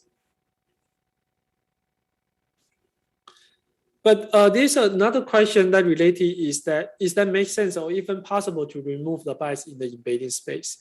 So there is also many research work are discussing this issue. And they find that it is actually very difficult to totally remove the bias or those associations from the embedding space. So for example, even using some bias mitigation method, if we consider, so the x-axis here is a bias direction. For example, this is occupation mapped to this he and she direction, and this basically showing that if the word is on the left, it is more closer to the female. The word on the right is more closer to the male. And they do the experiment that for each of the words, they do the k-nearest neighbor search and find the top 100 k-nearest neighbor and count how many words there are related to the male. And they find that originally there's a strong bias here. So mostly those were modeled as closer to the female would have more words, less word related to female in the k-nearest neighbor, comparing to the model has a female direction, has a male direction, will have a more male in the k-nearest neighbor. And then they run the debiased model. And so hopefully after running the model should actually remove those bias. And for those words like nurse or the captain, then you should find the more neutral, right? So you should ideally find that 50% of the time they are find male related word, and another 50 they are female related word. But actually they find that after you debias a model, although you can see that the correlation is less the right, but it still has a very positive correlation. So that means that the bias is still there, and the model cannot totally remove the bias in the embedding. And this must mostly because there is a still second order bias or third order bias still within the model. And if you really want to dig out those bias using some prediction model, then the model can still learn that. Okay, so that's basically give the lesson that it is very difficult to reduce the bias in the embedding space. And also there are some argument that maybe we should not try to remove the bias in the embedding space because that kind of make the model blind to this issue, right? So this kind of, if you consider the model look at the embedding or representation as an input, and from this side, they cannot see the difference between the gender, then the model will have no way to fix the issue because then you make them blind. So we will argue that, yeah, in some cases, it is actually more easier to directly fix the pipeline and then retrain the model or adding some training loss or some technique to reduce the bias in the model than directly fix the bias in the representation. But on the other hand, it is essential to discuss the bias in the representation because you want to let the people who just plug in those representation and believe everything will work beautifully to know there is a social issue when you just blindly use those representation. And also for those people, also, you know, for most of these people who develop those applications, they may not really understand or have resources to fix this pipeline. So if we have a more fair representation, then that can at least be a starting point to partially fix the problem. Again, as I show in here, right? So even you just fix the representation bias a little bit because the model now will not take the gender feature as strong as in the original case, then the gap can become smaller.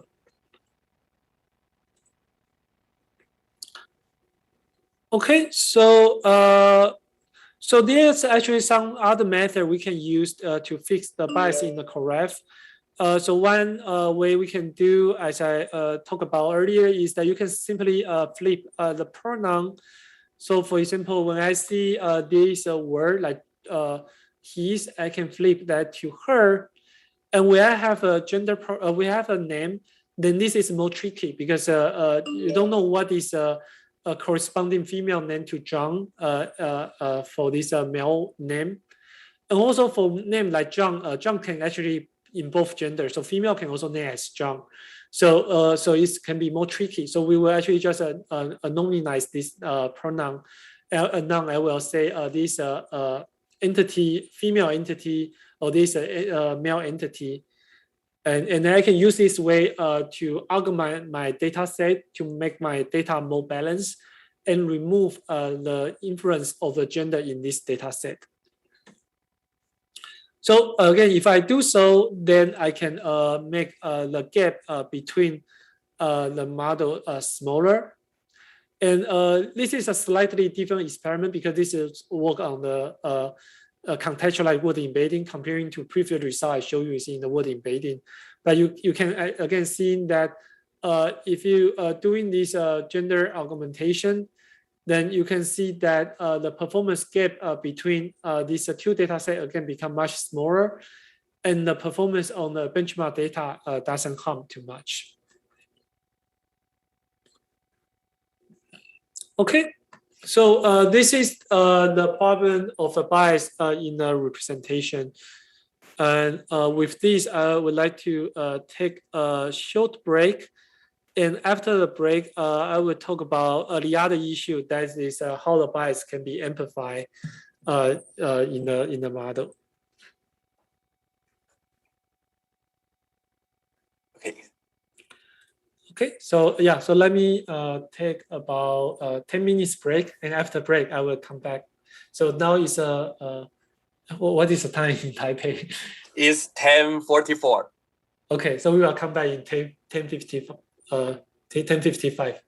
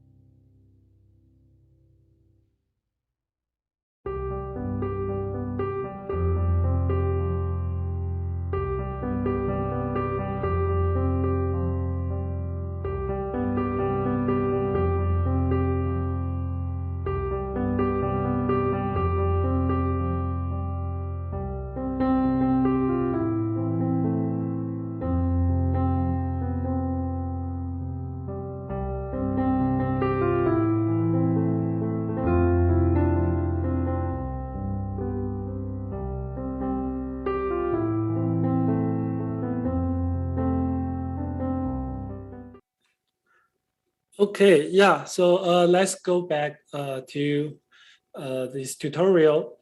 So we already, we take a lot of questions during the talk, so we may have a shorter Q&A session later on. Yeah, but now I'm going to talk about the other two interesting things about the fairness in NLP. So one is how the bias amplify in the model, another is language generation fairness. So one of the study we find in the bias can be actually amplified by the model, and this is shown in one of the earlier paper for the vision and language model. So in this model, what we're trying to do is that if I give you an image, then the language generation model will trying to generate a short description to describe what happened in the image. So that would include into this to identify what is an activity in the image, like in this case, this is a cooking, and also what the semantic rule and all these different objects play in this activity. So we find that the model can do relatively well to identify this is a cooking event, and the place is in the kitchen, and there are some vegetable here, but the model make a mistake by saying that this is a woman rather than a man, although it is pretty clear this is a man cooking here. So this is not surprising in the sense that the model may have a bias toward the gender of this cooking activity, because about 1/3 of the data in this data set is a man cooking, but another 2/3 are woman cooking.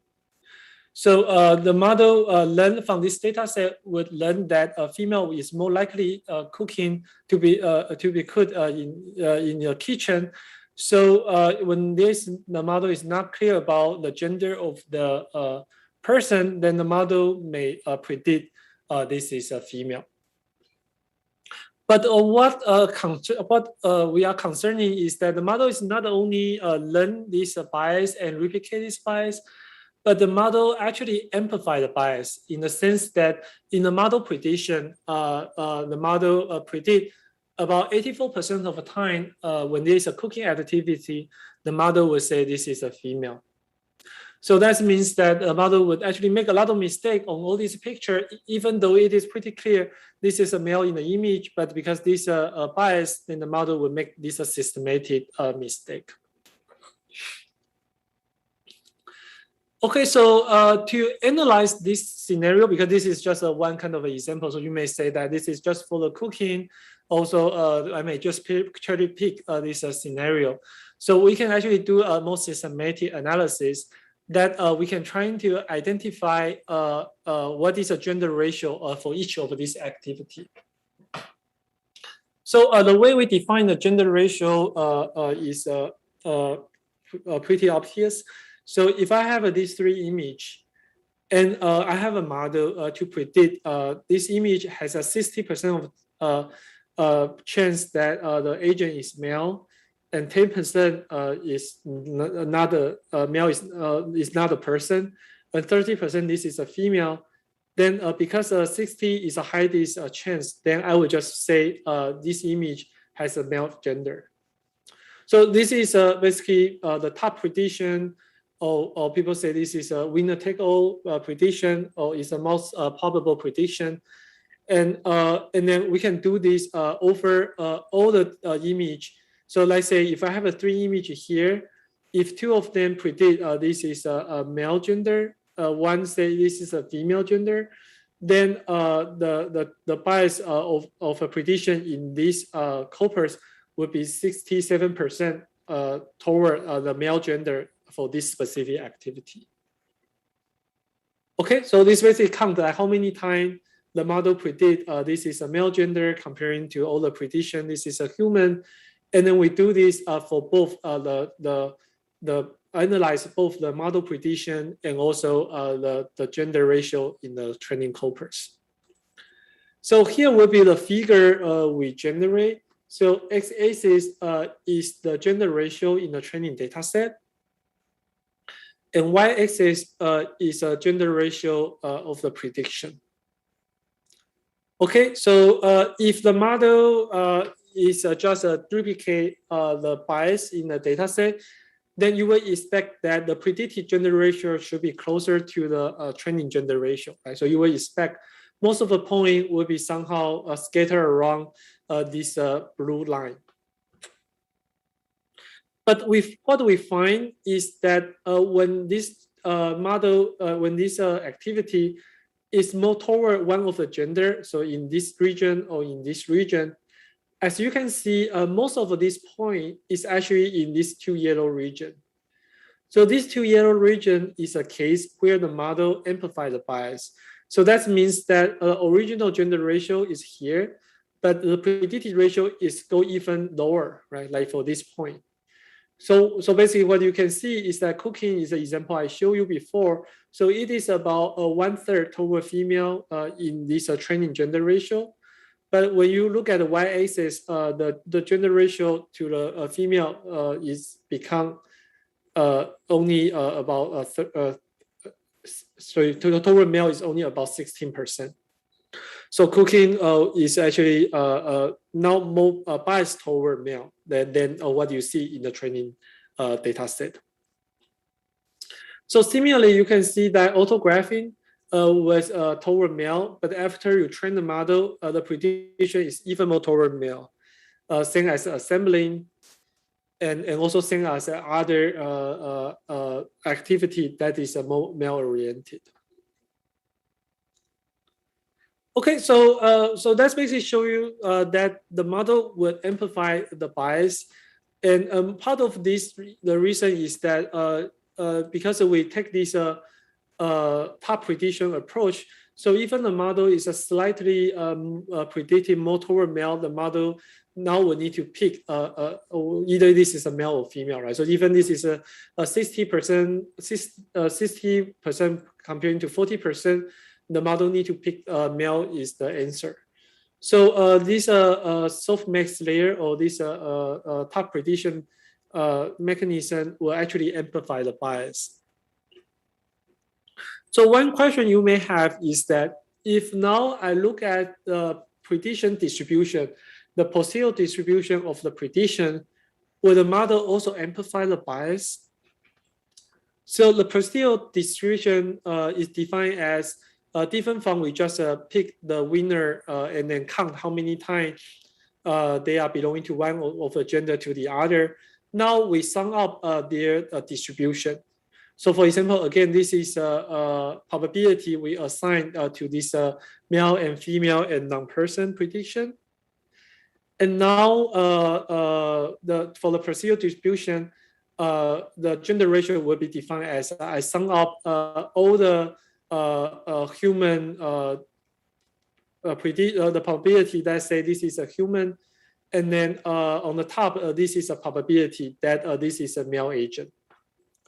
Okay, so if I'm doing this, then this is a consider the probability. So there is no problem of forcing the model need to pick the top prediction, and then this will be the gender ratio I get. So basically, this showing that 0.50% that this prediction is toward male.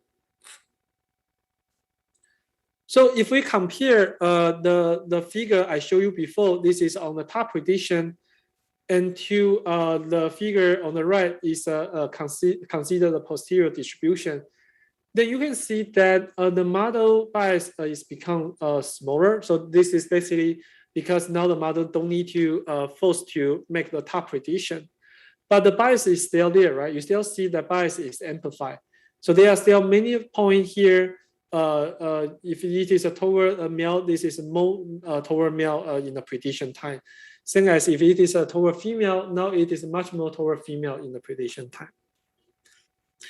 So that means that even consider the distribution, the model amplify the bias. And this is a little bit more problematic, also more surprising, because if you're using risk minimization framework, the model should learn to mimic this data distribution. So we will expect that the model will have a same distribution in the training and then in the prediction time if the model is training well. But this shows a type of systematic error the model may make when the model making the prediction.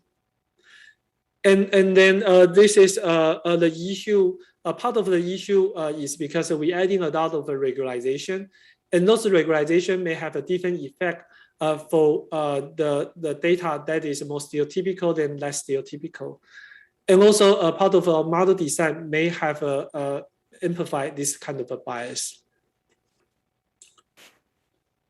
So there are several questions here. So one question is why the model why the design of the model causing this bias amplification, and another would be what would be the way that we can fix the problem. And I will talking about how can we fix this kind of issue using some model calibration technique that we can calibrate the model post-processing the model in a way that the prediction is more closer to what we see the training time. Just give me 1 minute.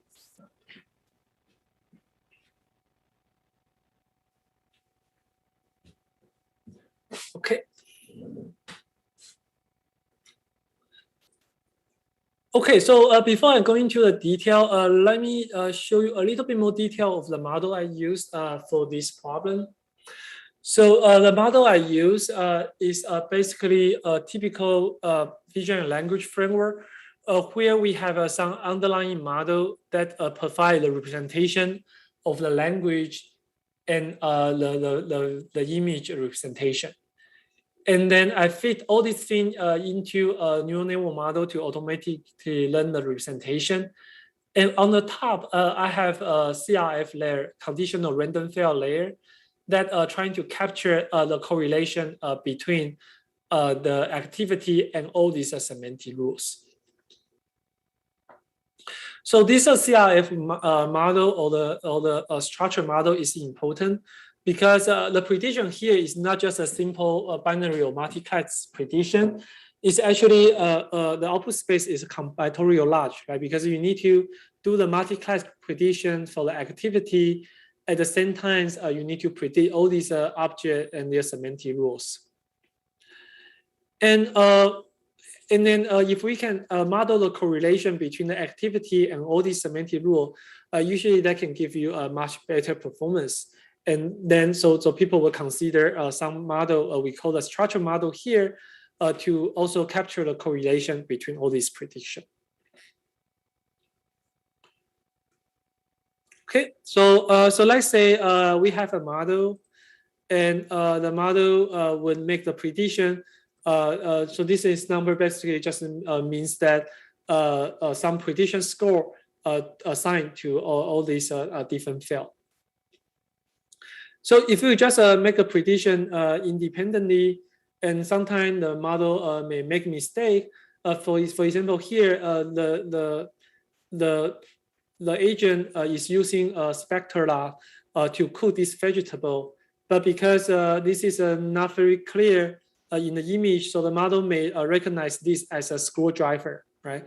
So the model assign this thing, say the screwdriver has a score 2, comparing to the spectra has a score 1. So if you just using the model directly trying to predict each of the fields separately, then the model will pick a screwdriver for this prediction, which is wrong. But if I consider the correlation between the activity and all these different semantic rules, then the model can see that because you know it's a common sense that most people don't use a screwdriver when they're cooking, right? So the correlation has a very lower score comparing to the spatula. So because of that, the model can learn that the left-hand side should be the right answer comparing to the right-hand side. Even for the individual prediction, this one has a higher score than this one. Okay, so this is a reason why we want to consider the correlation between all these multi-class prediction and use them to improve the model's performance. So for this kind of a conditional random field or structural prediction model, if it work well, then they can take advantage of this kind of correlation between this output variable and then pick the right answer and give you the better prediction. But one issue here is that the model will also learn this correlation between certain activity and the gender of this agent. So that's why that the model will have a strong correlation. Say cooking is a more woman activity than the male activity.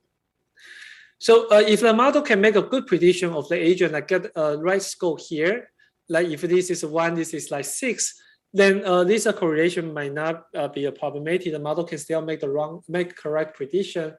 But in some cases, like the model has some ambiguity and doesn't really identify the gender of the agent, then this correlation, if it is too strong, the model will have a systematic bias and then make the incorrect prediction. So ideally, we want to somehow calibrate the model, calibrate in a way that we want to reduce some number here, right? So we want to minus some lambda 1 here and add in some lambda 2 here, where both lambda 1 and lambda 2 are some positive value, right? So if we can do something like that, make 5 become 4 and minus 2 become 0, then you can reduce this bias amplification and make the model actually predict more closer to what they see during the training time. But the question is, how can I tune and choose such a lambda 1 and lambda 2? Okay, so of course, one way you can do is you can just do the grid search, or you can just enumerate all the possible lambda 1 and lambda 2, but that would be very slow. So we were looking for a more smart or easier way that we can using some algorithm to directly calibrate the model. Okay, so we hope our model can do the post-processing collaboration in the sense that I don't need to retrain the model. I just need to look at those models' prediction and then trying to make the model's prediction more closer to what I want. So if this is a binary or multi-class prediction, then that's usually more easier because you can simply just change the prediction ratio, right? And then or adding some offset to different class, then the model can be calibrated. But the issue here is that this is a structured model. So if you change one thing here, that will affect all these other components. So how to calibrate all these scores at once is basically the key problems here. So we propose a method called reduced bias amplification method based on the thinking of adding constraint to the model's prediction and solve that by some Lagrange or model realization technique. Then we can use this to calibrate a model's prediction and identify the correct lambda 1, lambda 2, as I showed you before, that can make the model prediction more closer to any distribution you want. So in the following, let me show you the motivation of doing this. So again, our method called the reduced bias amplification. So what we're trying to do is, as I showed you earlier, the model has a tendency that make prediction amplify the bias and make the point sit in these two yellow region, right? But ideally, we want the model's prediction are closer to this blue line. So the blue line again is referred to the model has a similar ratio as C in the training time. So what if we add some constraint, right? We can add some constraints, say that I hope all the model's predictions are closer to the blue line. And because the training set and test set has a slightly different distribution, so we can allow some small margin. But I would say that if anything beyond that margin, and then that should be a mistake, and I want to have some way to fix that, right? So, so one idea here is that I can write down the inference problem using integer linear program. So if you are not familiar with integer linear program, you can ignore this part. This is basically saying that I want to have a model's prediction and with some constraint. And the constraint will say that the prediction of a gender ratio in the training time and the predicted ratio in the test time should be as small as possible and smaller than some margin, right? And then I can write down this as a constraint inference problem. And when I was trying to assign the label, I will allow the model assign label in a way that this constraint can satisfy. Okay, so ideally, if we have a very strong inference solver, or we can solve the combinatorial optimization problem well, then you can directly plug in these to some ILP solver, and the model can give you the right answer. But the challenge here is that to compute the gender ratio, as I showed you before, you need to actually consider all the assignment to all the image, right? So it is actually a very difficult inference problem here, because this is kind of inference problem involve all the instance, and you need to make all the prediction together in order to calculate this predictive ratio. So let's say that directly solving this ILP problem is quite difficult. And then the question is that can we consider some realization of this optimization problem and have a better way to solve the problem? So we find that you can actually using Lagrange realization, which is a very typical machine learning method that can use to inject the constraint to the model and to solve these problems. And what is even better is that after we use a Lagrange realization method to decompose a problem into a smaller problem, each of these smaller problems can be actually solved using the original inference algorithm for that each instance. So that means that you can just using this Lagrange realization problem algorithm as a meta algorithm, and in between you can call your own inference algorithm in the original way to solve the problems. Okay, so let me just show you some intuition. So if you are interested in the mathematical derivation of this method, you can look at our paper. So the idea is that we want to solve this constraint optimization problem. So you can first write down the Lagrange multiplier and the Lagrangian of this constraint optimization problem. So then you will introduce this lambda j as a Lagrange multiplier to each of the constraint. And then by tuning this lambda j using some gradient method, you will be able to find a kind of a solution that approximate this constraint optimization problem.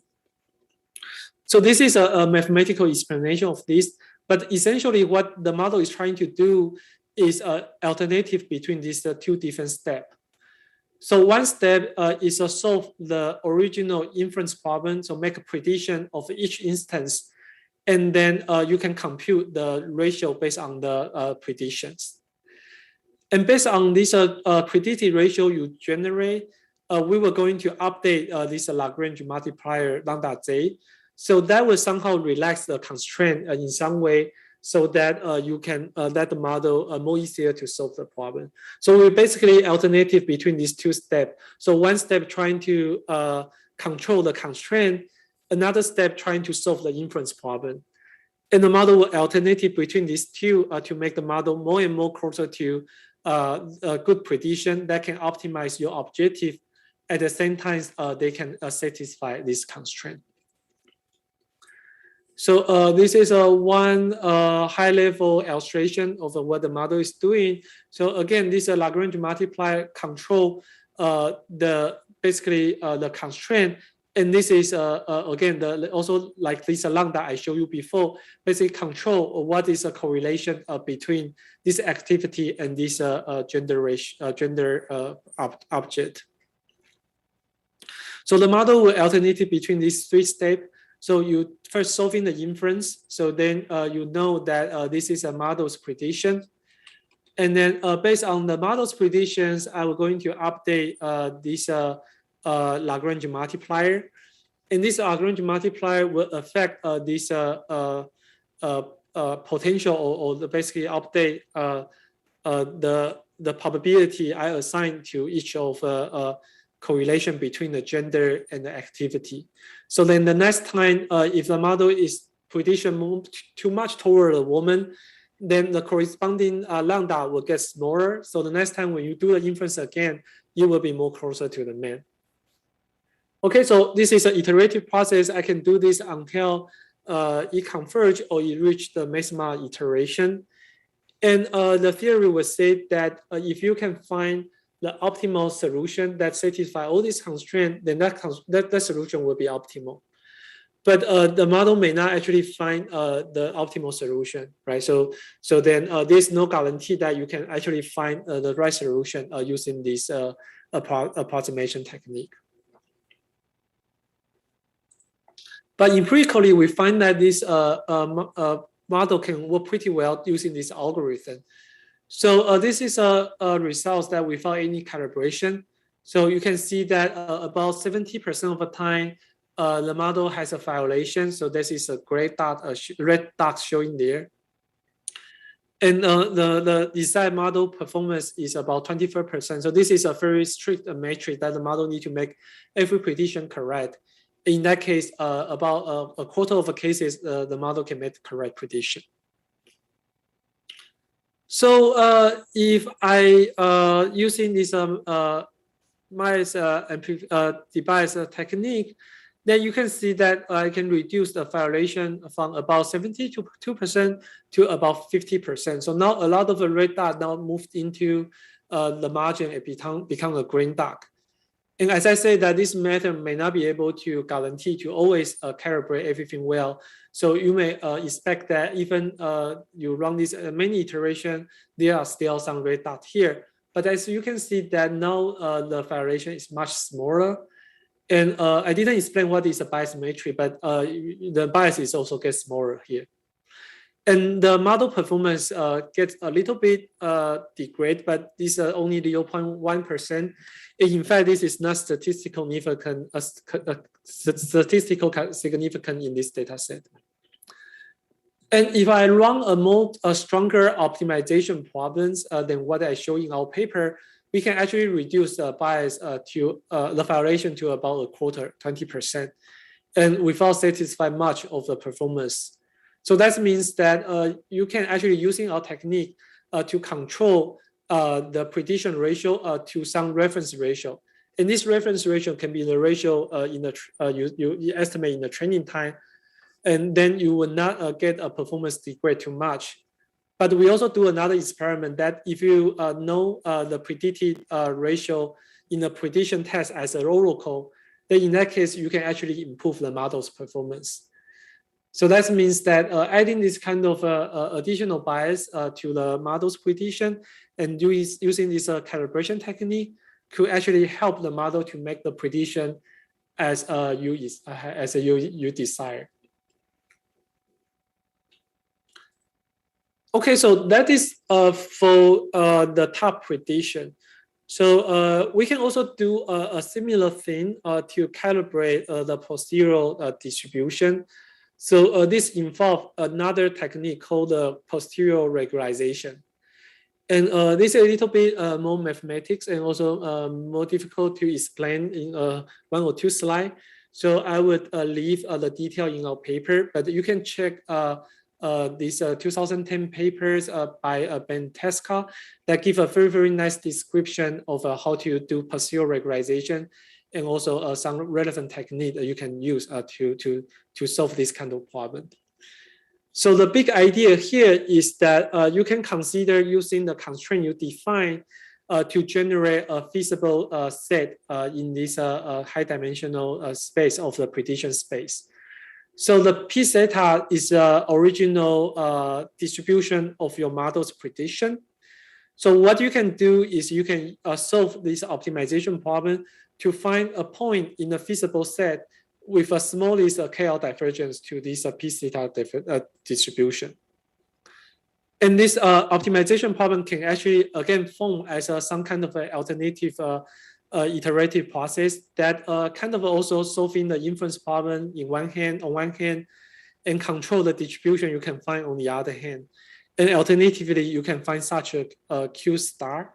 And that Q star would be the distribution that is satisfy the constraint you define and is most closer to the original prediction distribution. Okay, that's just a very high level intuition. Again, if you are interested in this matter, you can check the math behind this. But let me just show you the result that because the posterior distribution is more easier to fix. So we can actually almost fix all these prediction problems and then calibrate the model well so that all these radar now move into this margin and the model can make a prediction almost satisfy this distributional constraint that you need to closer to this reference ratio.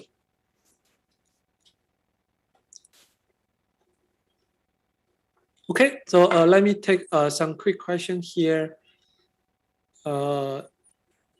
If the model is well calibrated, can we expect less bias? So yes, yeah, if a model is more calibrated, it should be less bias in the posterior distribution. Yeah, although it depends on what kind of calibration technique you use, and yeah, it's also sometimes it's also unclear why the model actually captures its gender direction, but that's still a kind of research topic. Can we say in page 122? Is 122 the screwdriver and anomaly detection?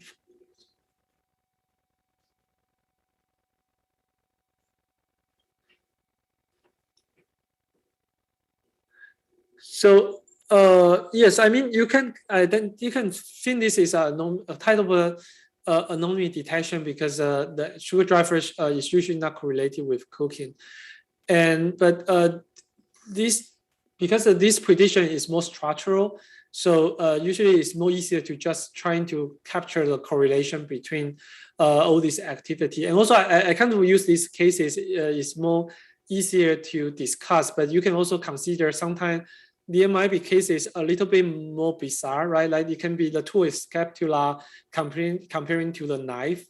But you will know that when you're cooking the vegetable in a cooker, you will not using the knife, you will use the spatula. So then that would be something that more subtle. And then maybe there's a correlation between the correlation between this variable will more easier to capture this correlation. Okay. Does the amplification method will weaken the performance of a model comparing to the older one? Yeah, so that's what I'm showing here. So it will weaken this a little bit, but mostly because like I force the model to be consistent with a training gender ratio in the training time. And what we found is that in some cases, for some reason, the test data set actually has a totally different gender ratio in the training time. And maybe because this data set is smaller, so there's the IID condition is not always hold here.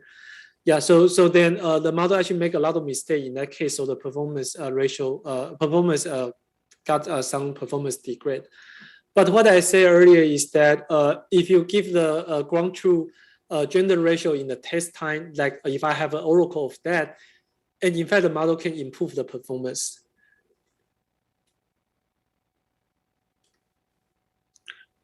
May I ask, do you combine any image recognition technique in the work?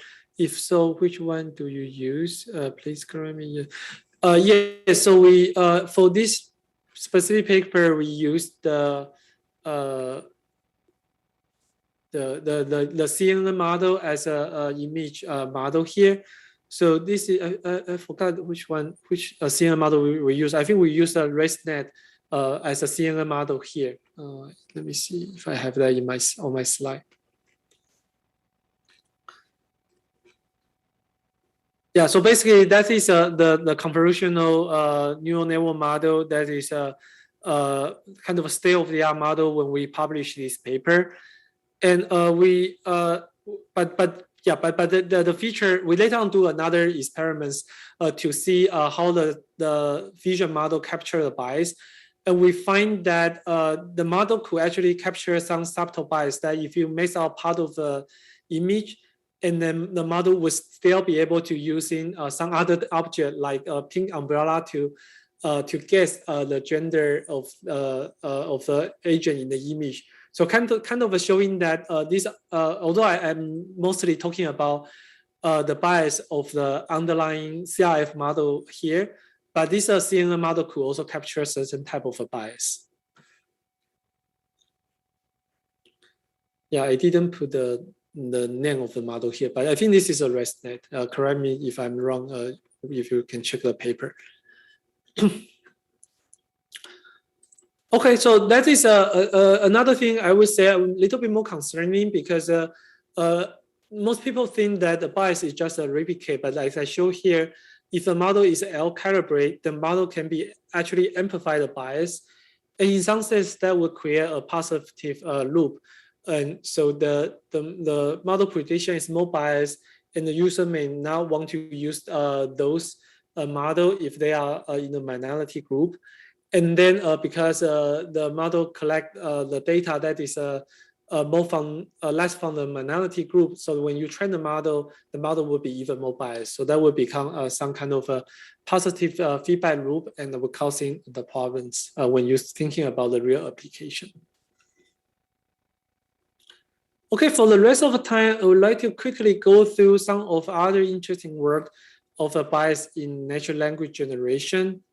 So I will skip some of the detail here, but basically, like I showed you earlier, that the model will have some bias when they're trying to generate the sentence based on the prompt.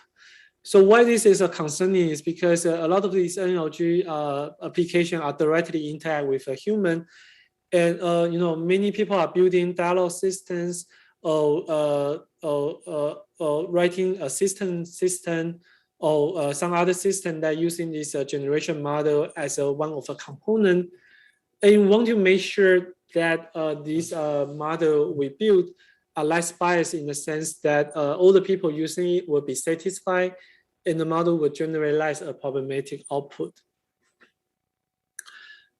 So the question here would be, well, what would be the way we can define also to test the bias in the generation model? Because this is kind of thing less people thinking about. So when we start working on this in about 2018, we don't really see a good matrix to identify or detect the bias in the language generation model. So what we did is that we first, as I described, we can have a bunch of a prompt and trying to prompt the model to test the model and to see what is the generation of the model, and use those generation to test if the model consists of some bias. So what we do is we design some sentence and to see if the model will generate some sentence to represent the occupation of the subject or some respect of that subject. So for example, I can give a different demographic group, the woman, the man, the black man, the white man, and with the same prompt template, and to see if the model generation would have some bias. And the notion of a bias here, for some demographic group, the model will generate some word that is more positive than some other demographic group, then I would say the model will have some bias.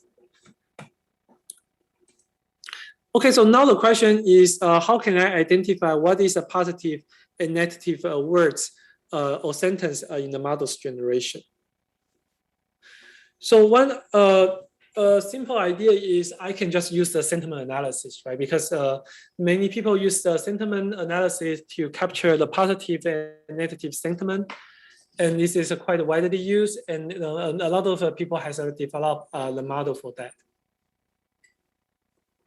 But what I found is that the sentiment analysis might not be a good matrix. So we test two popular sentiment analysis model, and one model for all these very negative sentence, they all say this is neutral. And the other model actually take this sentence as a positive because it probably capture the word love and then think this is a positive sentence. But if you ask any humans about if this generated text is give you a positive regard to the the subject XYZ or not, and all the human will say this is somehow negative, right? And then similarly, if I give a positive sentence, this model still keeps saying this is neutral, and this model can say this is a positive, but say this one is a neutral. So this is basically showing that sentiment analysis model might not be the best model or best way to test the bias in the language generation, mostly because the notion of the positive and negative in this analysis is beyond the sentiment. So what we think is that we would need a new matrix and to test this model. So there are several ways we can do. So beside so this is a process that we do the evaluation. So beside the sentiment analysis, we can train another model we call regard, that we just give those generated sentence to the crowd worker and ask them to annotate that if that sentence is a positive or negative regard to the subject. So so this is basically the data that we collect, and then the example is that, for example, someone is known as a kindness and had died alone. This would be the positive regard because this is some sentence that would make the XYZ more respectful. And if the sentence in the red is generated by the model, then this will consider as a negative regard, because this is more like disrespect to the subject XYZ. Okay, so once we annotate the data, then we can train a model to doing this. And we find that with about a few thousand annotations, the model can do reasonably well. And then we can use this to do automated evaluation.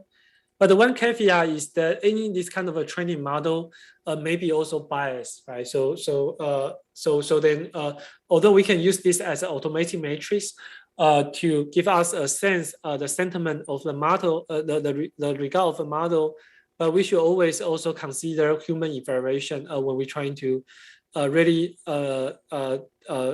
see if the generation model has a bias or not. And then we can also use a sentiment analysis as showed you before. And the other thing we can do is we can using some definition in the psycholinguistics. And so there is a definition or a set of words that people use usually use to test the psychology's concept of the people who write in the sentence.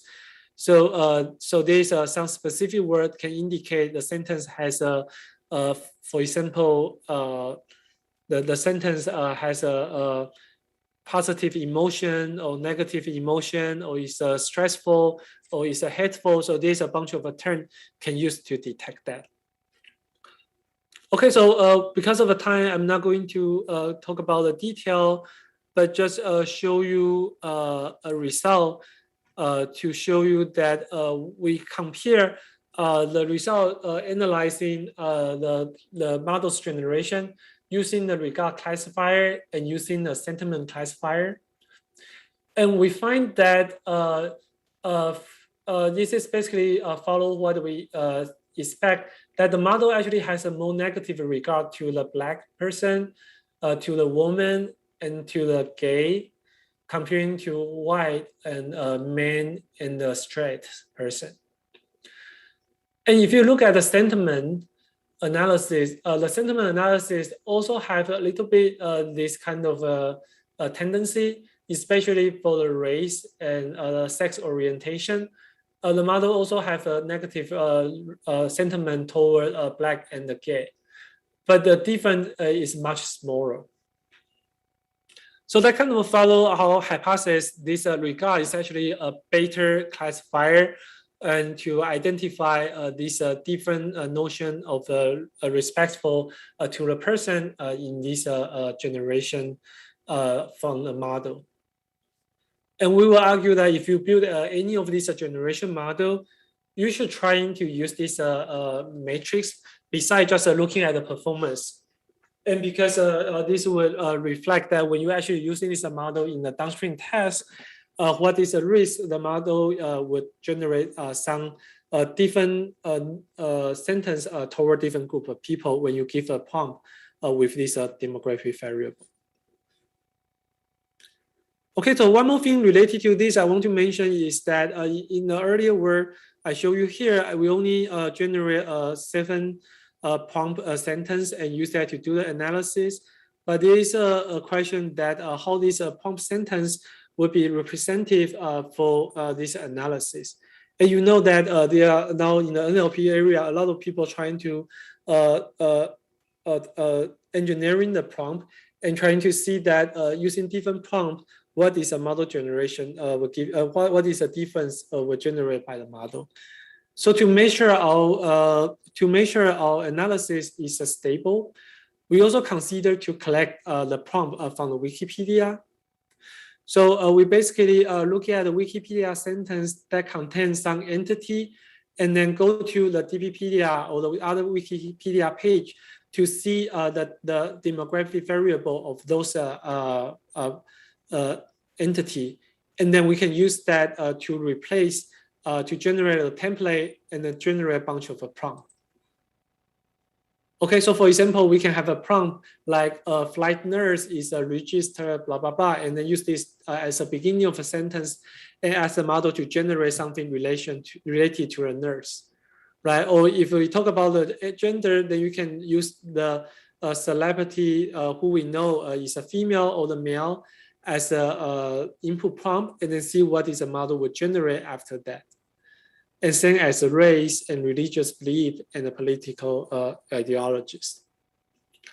So using this method, we can generate about 23,000 prompt, and then consider a different type of domain. We consider these 5 different domains with a different group of variable, and this is a number of prompt for each of the domain.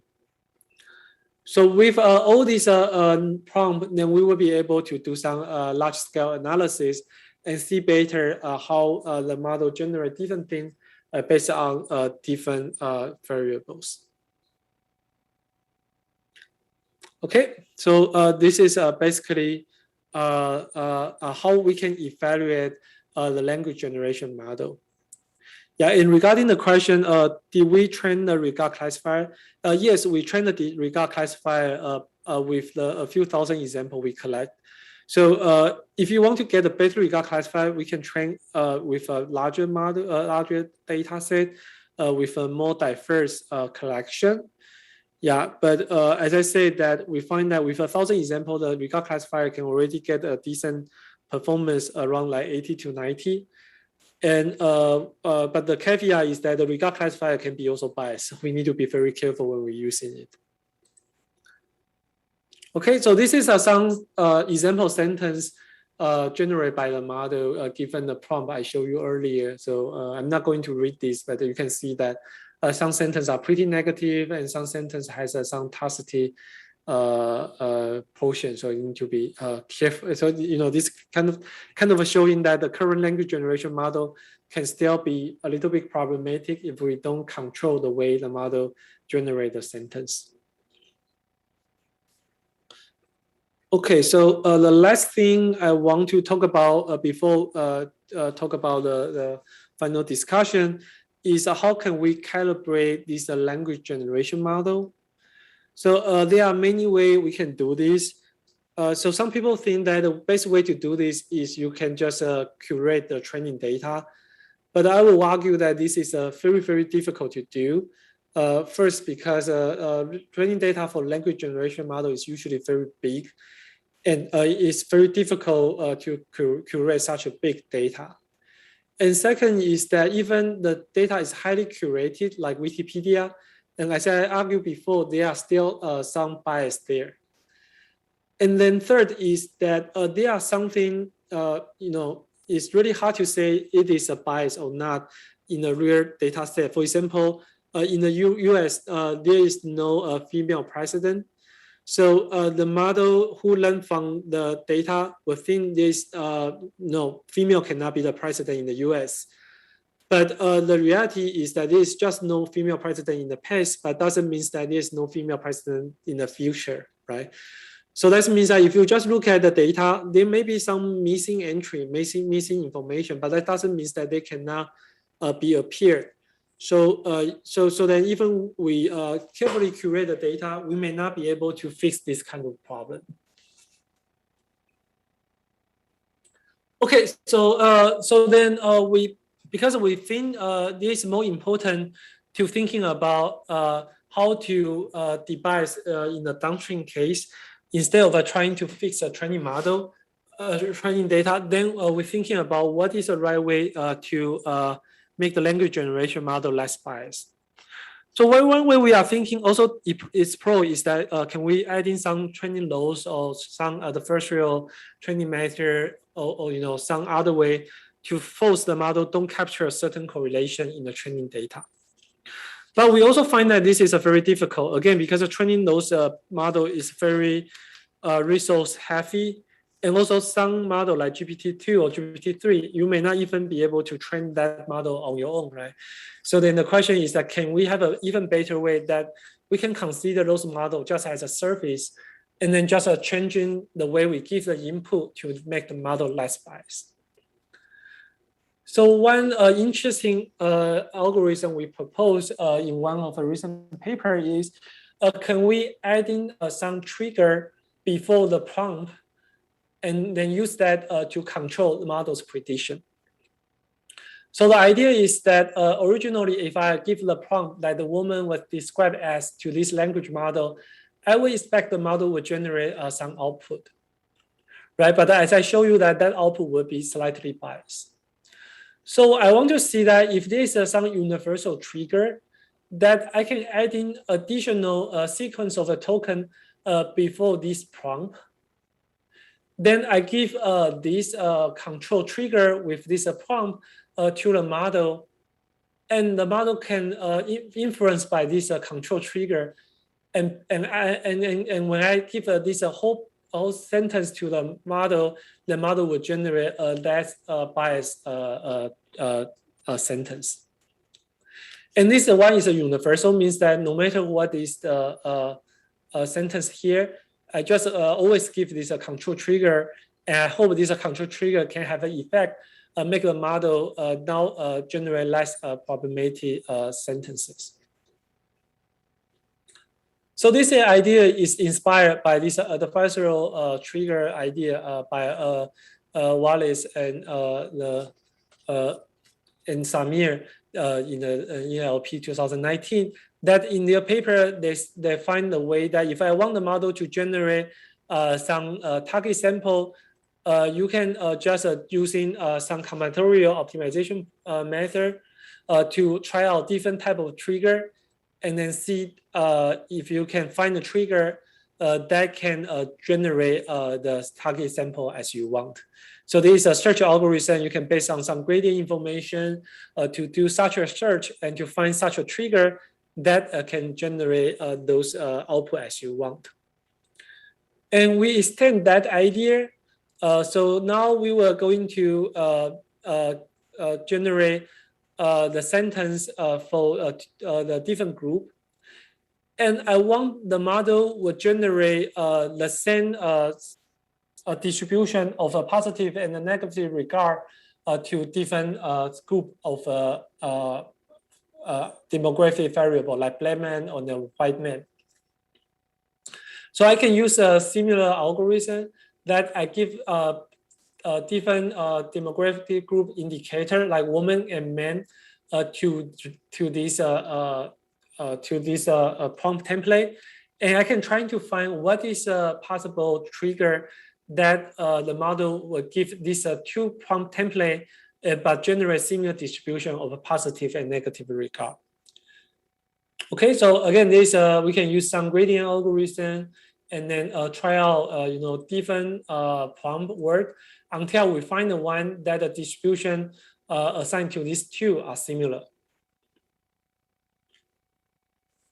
And we find that this technique is pretty effective. So compared without using a trigger, previously this gap of the man and the woman trigger, if you don't use a trigger, you can see, for example, there's a more negative sentiment regard to the gay comparing to the straight, and to the black to the comparing to the white. But if I control this distribution, then you can see now the difference becomes smaller.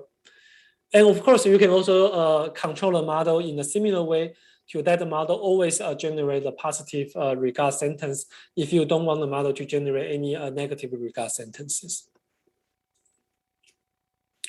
And if we apply this to the dialogue system, and then we find that earlier the model was more likely to generate the negative sentiment to the black person, but with this mitigation technique, now the bias are removed. So now you will not see this happens.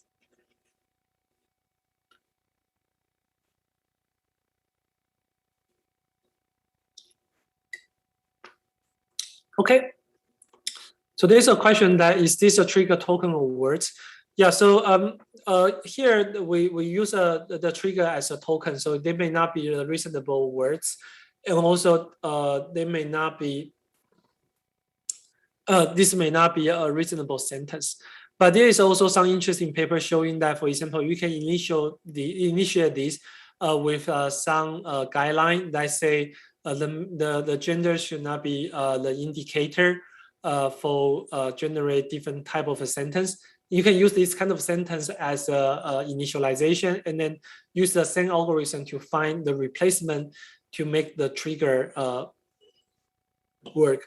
Yeah, and the initialization can actually provide some additional information to the model's generation. So, the show answer for this is that there's still a lot of things we can change the design here, and it can be we can design actually more effective adversarial trigger now because this is a paper that we published 2 years ago.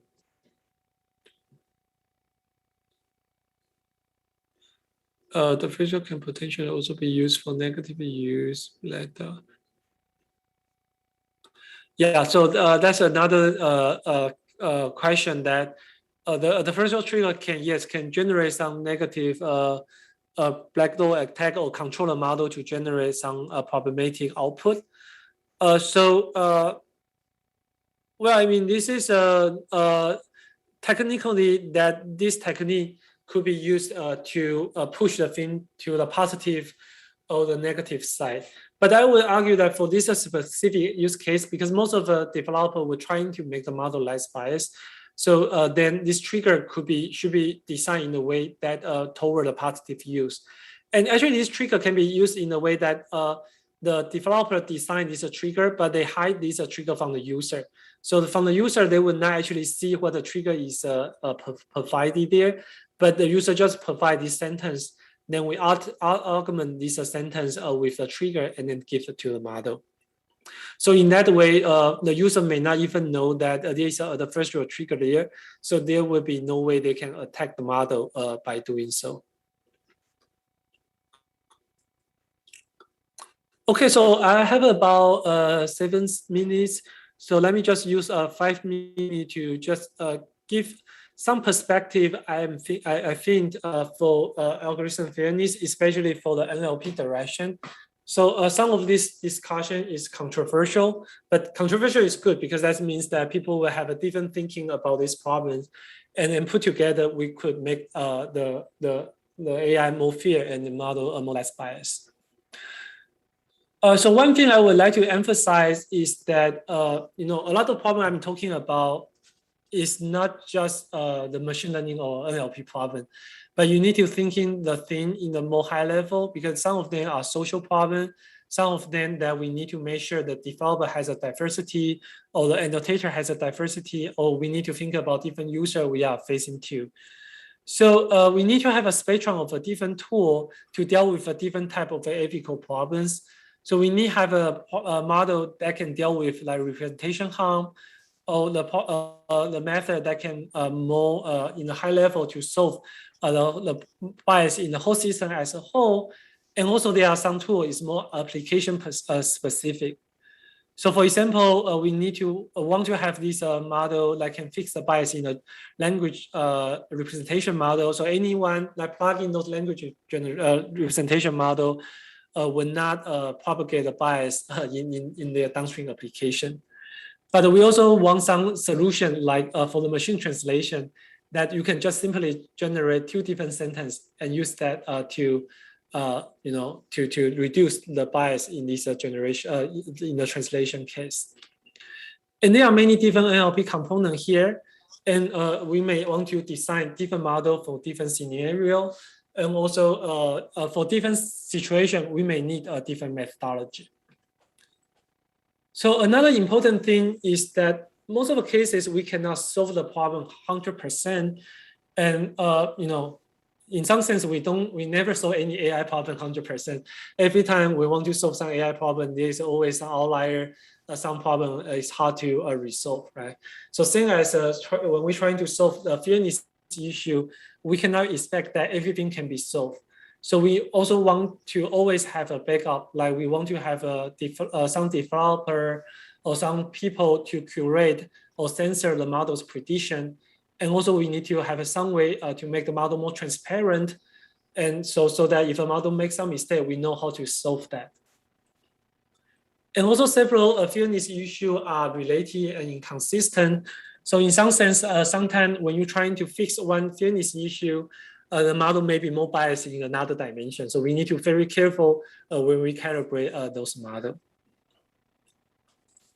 And the last thing I want to emphasize is that although fairness sounds a new problem to the machine learning or NLP community, but it's actually an issue that people has been trying to resolve for a very long while, right? So it's related to many other problems that we're trying to solve. So like the model may take the spurious correlation to make a prediction, and we want to force the model to take the right feature. So if you improve the model's explanation ability or control the model to focus on the part the model should look at, then that can potentially reduce the bias in the model. So same as the model calibration problem is not only for the fairness, it's also for other type of classification problem. So it's a general notion of how can we calibrate the model. And also common sense is a general problems. And also bias data is not always the only problem in this pipeline, because there are many other components may contribute to amplify or introduce new bias to the model.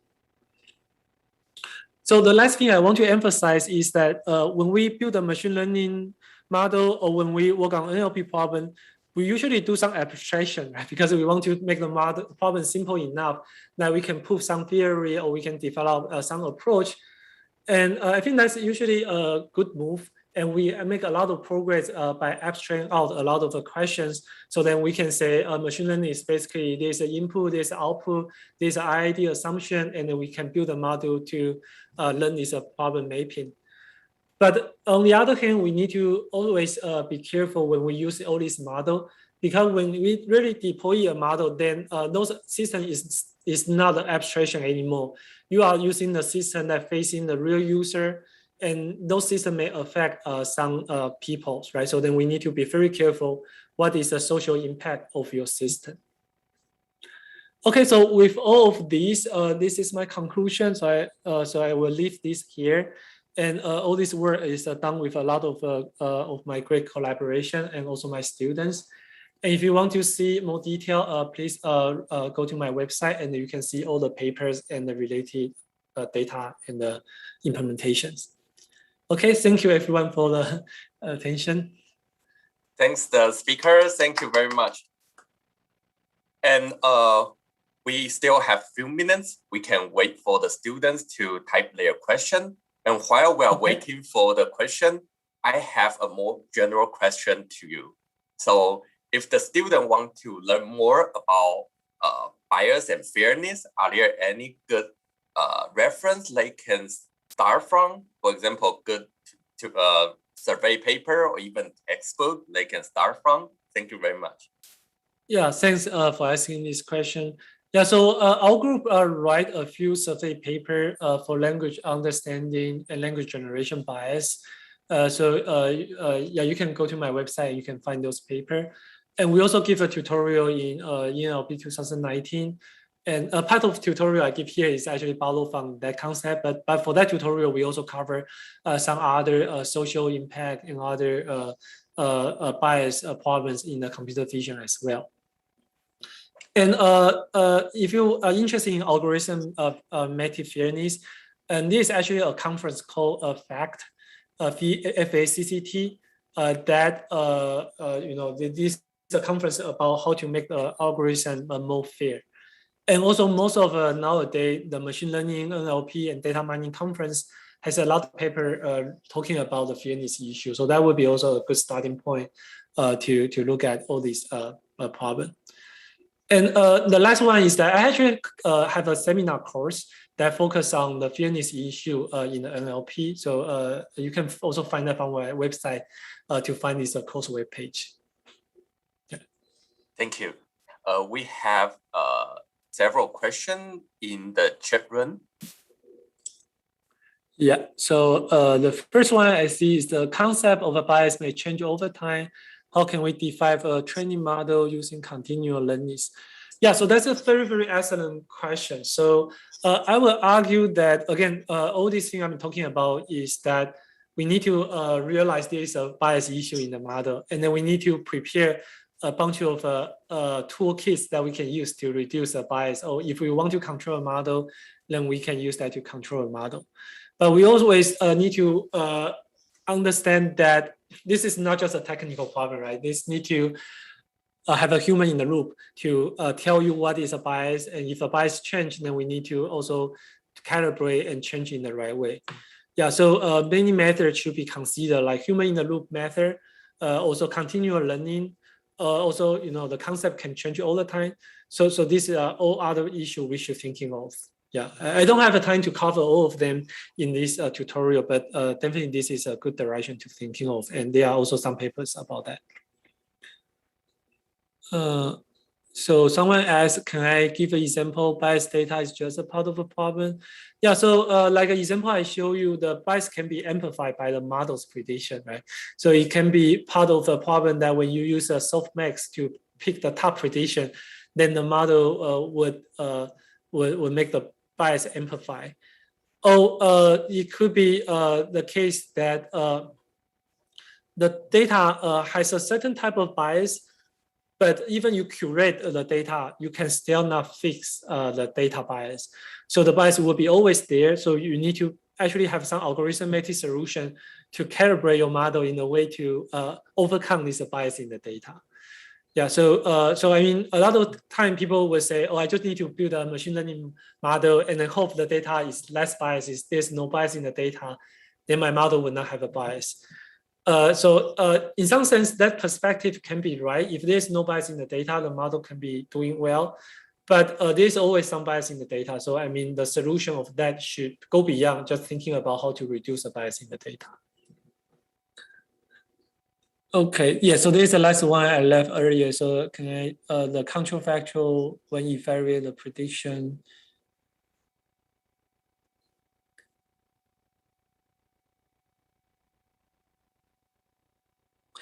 So there's a whole notion of a controversial fairness in fairness, machine learning fairness literature. So you can search for the controversial fairness.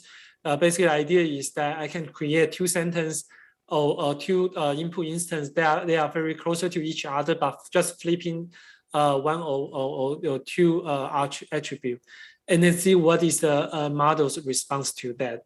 So if the model is less biased, then the model should respond the same. And sometimes in the second scenario, this will be not the real scenario, right? Like for example, if I flipping all the gender from female to male, male to female, then you would somehow create a controversial word that is different from what we have now.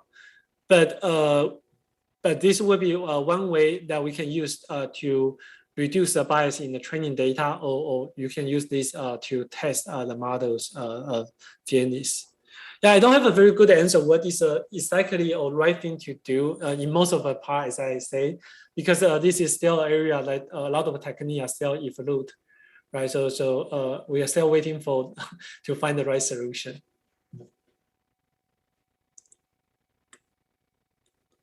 The feature point to the wrong person. One feature from 162. What? I think it's mean this feature. Yeah. So the feature point to the wrong person. Yeah. So what I mean here is that if the model can understand to answer this question, this is actually the important feature rather than the gender of this pronoun. Then you will expect the model can do better and also have a less gender bias. And this actually can be done in some way that you can, there are many recent work like using, for example, flow attention or other method to identify what part of a sentence the model take a feature from, right? Then you can use that as a subcomponent to force the model to put more focus on a part on some feature is more important.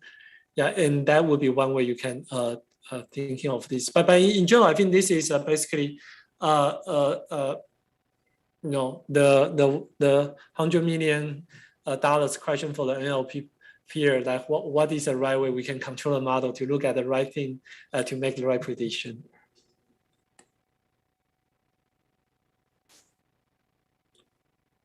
Oh, okay. Okay. I will try to. I will fix the link, and thanks for pointing this out. Okay. So the last question is a general opinion on avoid bias amplification and expect a model to generate well. Yeah. So my general thinking there is that the ideal world would be we can improve all these machine learning model to make all correct prediction. So if everything is predicted correctly, then in that sense, you will not have a bias.